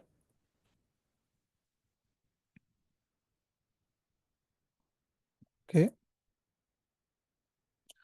See how good it was. Like this bottom line indicates the minimum value. This will indicates the 25% value of that column, and this line will indicate 50% of that column. This line will indicate 75% of that column, 75% of value of that column, and this will indicate maximum value of that column. And the rest of these dots are considered as outliers. So from this context, you can understand that box plot will help us to see the outliers in a data. If you are having a data like if you went to an interview and the interviewer is asking you like I have a data, it is having lots of outliers, and how can you digitally represent using the like plot or something, how will you represent the outliers? For representing the outliers, block plot is one of the best thing that we can answer them. Like in block plot here you can clearly see what it is. We don't need to mention anything. We just draw the plot towards that variables or the columns. It will directly find us the outliers. So this is one of the best thing. To reduce these outliers, we need to do something called standard scaler. That is like it will comes under feature engineering. Yeah, we can see the next one is violin plot. Violin plot is also one of the best thing that we have in Seaborn.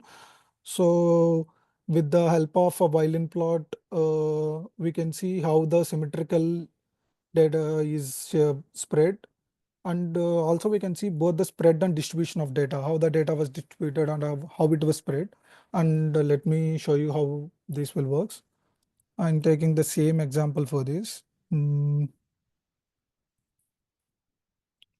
is violin plot. Sorry. Okay.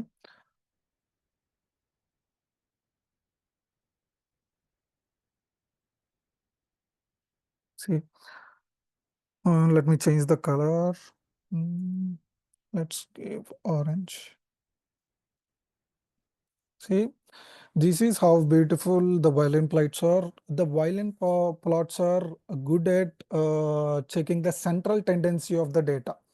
Central tendency is nothing but mean, mode, median of the data. See, the curve shape will let us know what is the central tendency of that column, how it was where it was concentrated. For every column, like for every different category, it has its own central tendency values. So the violin plot will give us like how the central tendency was there and how like where it was concentrated in that particular category. So with the help of this violin plots, we can find out the central tendencies very easily, like for visual purpose.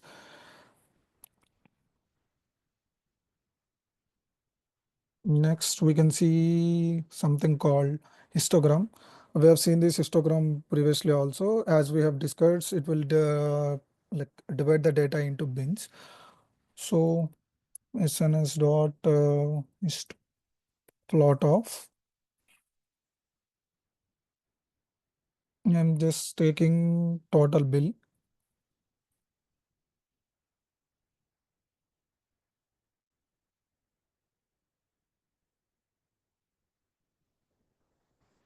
comma. We are done with assigning the data. We need to assign the bins. So how many bins we want to make? I want to make like around 5 bins. PLT dot title of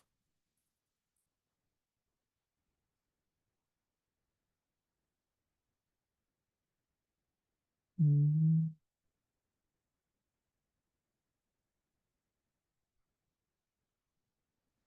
histogram for total bill.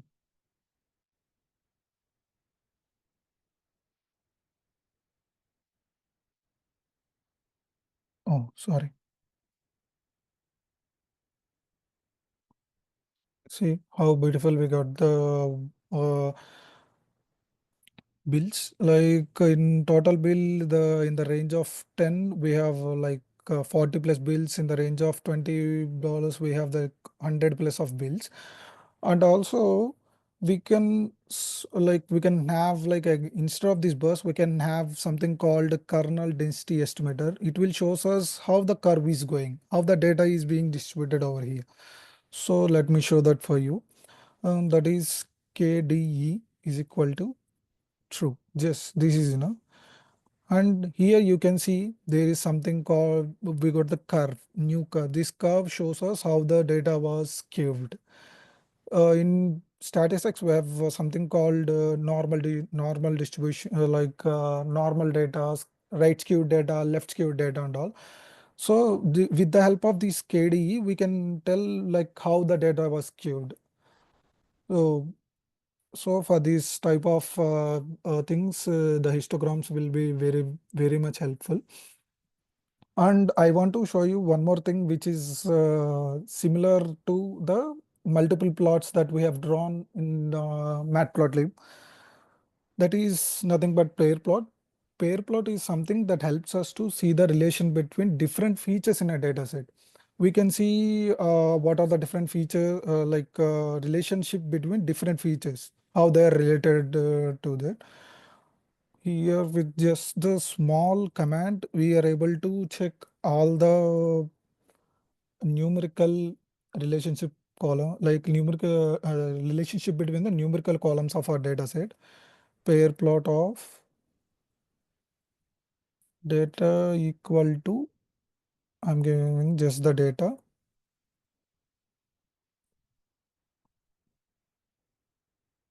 See, it has drawn draw pair like graphs to all the numerical columns. See, this is like total bill. Towards the total we have a graph, and it will use different representations to make them like differentiate each of them. So we have a graph called like total bill to tip, total bill to size, tip to size, and size to size. And this is a way we can have multiple plots. See how easy it was with SNS. In Matplotlib, we need to assign all the data, and also we need to select like what is the things. In SNS, we can easily draw like multiple plot things. And finally, we are going to see the heat map. Heat map will helps us to see the correlation between the data. Uh, like in a data set, we'll be having like hundreds of columns. While doing the feature engineering, we need to like reduce the columns. Reducing columns will help us to like train our data set more and like to make the model work more. So for this purpose, we need to check the correlation between the features. So for doing that, heat map will visually represent very well for the correlation between the features. So before working with heat map, we need to find the correlation. So I'm taking some variables to find the correlation. That is, one is like total underscore bill, comma, sorry, comma, tip, comma, size.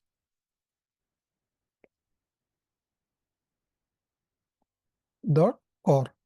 Core is the function to find out the correlation between the columns. I'm printing my core. So you can see how it was correlated. This is the correlation between all these three columns in our data set. So let's draw the heat map using this correlation. So SNS dot heat map of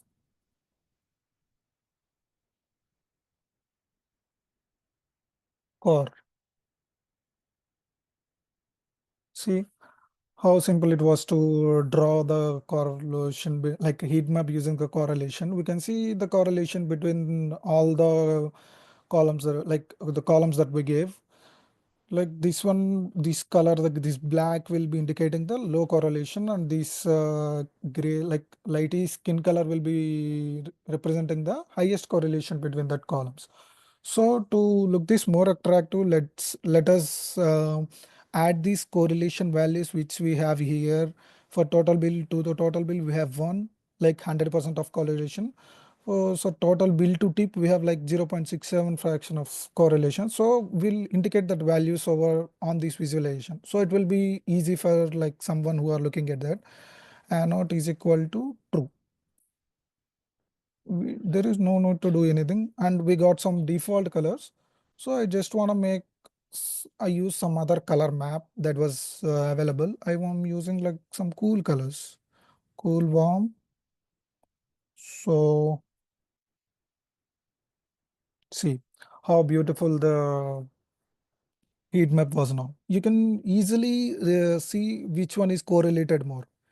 Obviously, the same columns will be correlated more, and the we have highest correlation for the total bills versus tips column.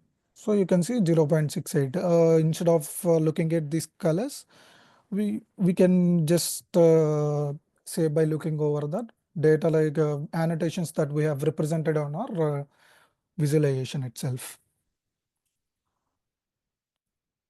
And like before wrapping the session, these are all the like different visualizations that are available for us in Seaborn and the Matplotlib. We can customize everything, but these are the basic things you have. I have told you all the visualizations with the help of sample data along with the data set also. You can work with different data sets also.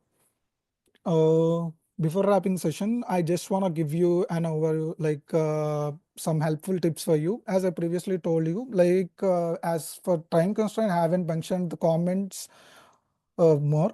you need to have the comment for every line of code that you're writing. So it will be very good practice.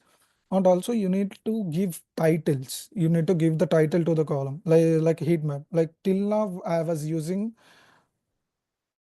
titles, but I was wantedly haven't used title over here, because I just want to remind you this thing.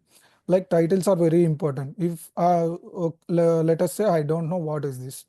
I just a random guy who came and see this graph. No, like I don't have a knowledge.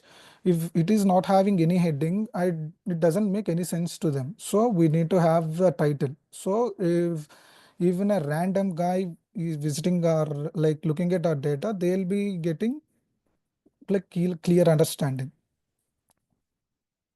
S- Sorry, it's a heat map. I'm just giving the short title. See, having a title is very good practice. So today we have covered like the basics of Matplotlib and Seaborn, learned how to create and also learned how to create various plots and discuss their applications. Whereas the Matplotlib will be giving you the full control, and Seaborn will help you in creating the advanced visualizations easily. And for today's session, this is all about data visualizations with the help of Matplotlib on Seaborn. I hope everyone is able, like, got much better understanding on data visualizations, and I hope you practice all these things. If you have any doubts, you can reach out to us anytime. Yeah, thank you. That's all about from my side. Yeah, thank you, Lakshmi Narayana. So yeah, before we end up, Venkatesh, do you want to add anything? Uh, yes, sir. Folks, I just wanted to tell you, like, the importance of the visualization. See, considering your explaining to the non-technical team in your, in your organization. So while saying the numbers, so really no one can understand about what this number speaks here. Okay. So everyone, even in the interview, how you are going to explain for a non-technical person. So the visualization is of only the one way where we can show them what are the various patterns we have. So with these patterns, what we are going to achieve and what we are going to be do it in the next 6 months, quarter, or half yearly sales as well. Even not about that, how the product is going to be work, how is our product is valuable to in the market as well. So that's why I always suggest visualization part is very very important for a AI developer or data scientist. So these charts will speaks, okay, what you wanted to tell, because by showing the graphs and telling the this is what, like in a, if I'm going with these specific reasons, okay, this is the numbers which you can see that.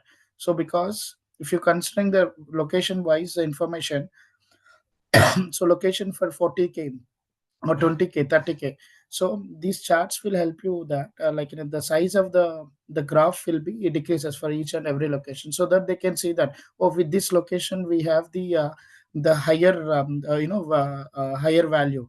So they can see that the design, they can see the graph, right? So then they can easily can understand, okay, when we conveying this information, or when we are giving the demo to the non-stakeholders or non-technical people or any business stakeholder. So I highly, these are the examples like in the charts, which is really helpful for your day-to-day EDA part, like an analysis part, and for demonstrating the business stakeholders as well. Okay, even in the interviews they ask, so you can tell them the visualization is the best part where we can able to convey for the non-technical team also in the organization. Yeah, that's all from my side. Yeah. Yeah, thank you, Venkatesh. So yeah, so it's all about today. Please make sure that you thoroughly went through once again the complete session. Yeah, lot of real-time examples, right? It looks like easy to understand, but when the interviewer asks, we may stuck out. So please try to practice each and everything by looking and by reading, maybe by listening, it is very easy. But when it comes to real-time examples, right, where it applies and where to use it, and spontaneously, if someone asks in an interview question, you should be in a position to answer it. So practice is more important, okay? And also we have proof of concept designed in such a way. So when we suddenly put you into proof of concept, maybe you may struggle at initial stage. So by reading all these all these materials and practice all these in playbook and come up with your ideas, and please ping me offline, pair up with your friends and come up with your idea, so that we can assign the project. Okay, so we are parallelly working assigning the proof of concept to 2 3 people in a separate sessions, or maybe we can have a group session and we will explain you how you have to start and what is the approach and what to be referred, what softwares to be installed, what material to be read. So everything we are going to explain. So we thought of having sessions in this week, but due to no responses from the candidates, there are few people, like 10 people are responding that they need POC assignment and all. But yeah, rest of the people, if you are seriously interested in generative AI, make extra dollars or maybe extra INR from your current package, definitely it useful, because like in world, I see that more of the people investing more on AI side, and even the organizations also their work culture, like few years before how Agile adopted. Right now, they're adopting AI services and AI tools everywhere in the business. So yeah, leave about work or your job. Even in future, if you learn AI, you can earn money from your home as well. That's what we guarantee you. Okay. Yeah, be serious, and if you are serious, we will be serious and in helping you. Yeah, talk with me offline and get the project assigned. Okay, thank you everyone. And yeah, I see people querying, and some of the questions and their queries and all. Ping me offline, or we will extract this chart file, and we are working on it because we are a small team. Yeah, like 50 plus people are working worldwide, both admin side and developer side, and we are improving, and it's a startup. Definitely we will come up with more facilities and more tools to help you all. Okay. I wish remaining happy weekend for the India and here, and let's catch up if any classes tomorrow. Okay. Tomorrow I see holiday in India and here as well. So for some of the people, if there is any class, we will inform you, or we will talk with some people on project assignment. Okay. Yeah, that's it for today. And thank you all participants who patiently listened till this time. Thank you so much. Yeah, we will be keep this session on for next 2 3 minutes. If you have any questions, please post it and leave so that we can work offline.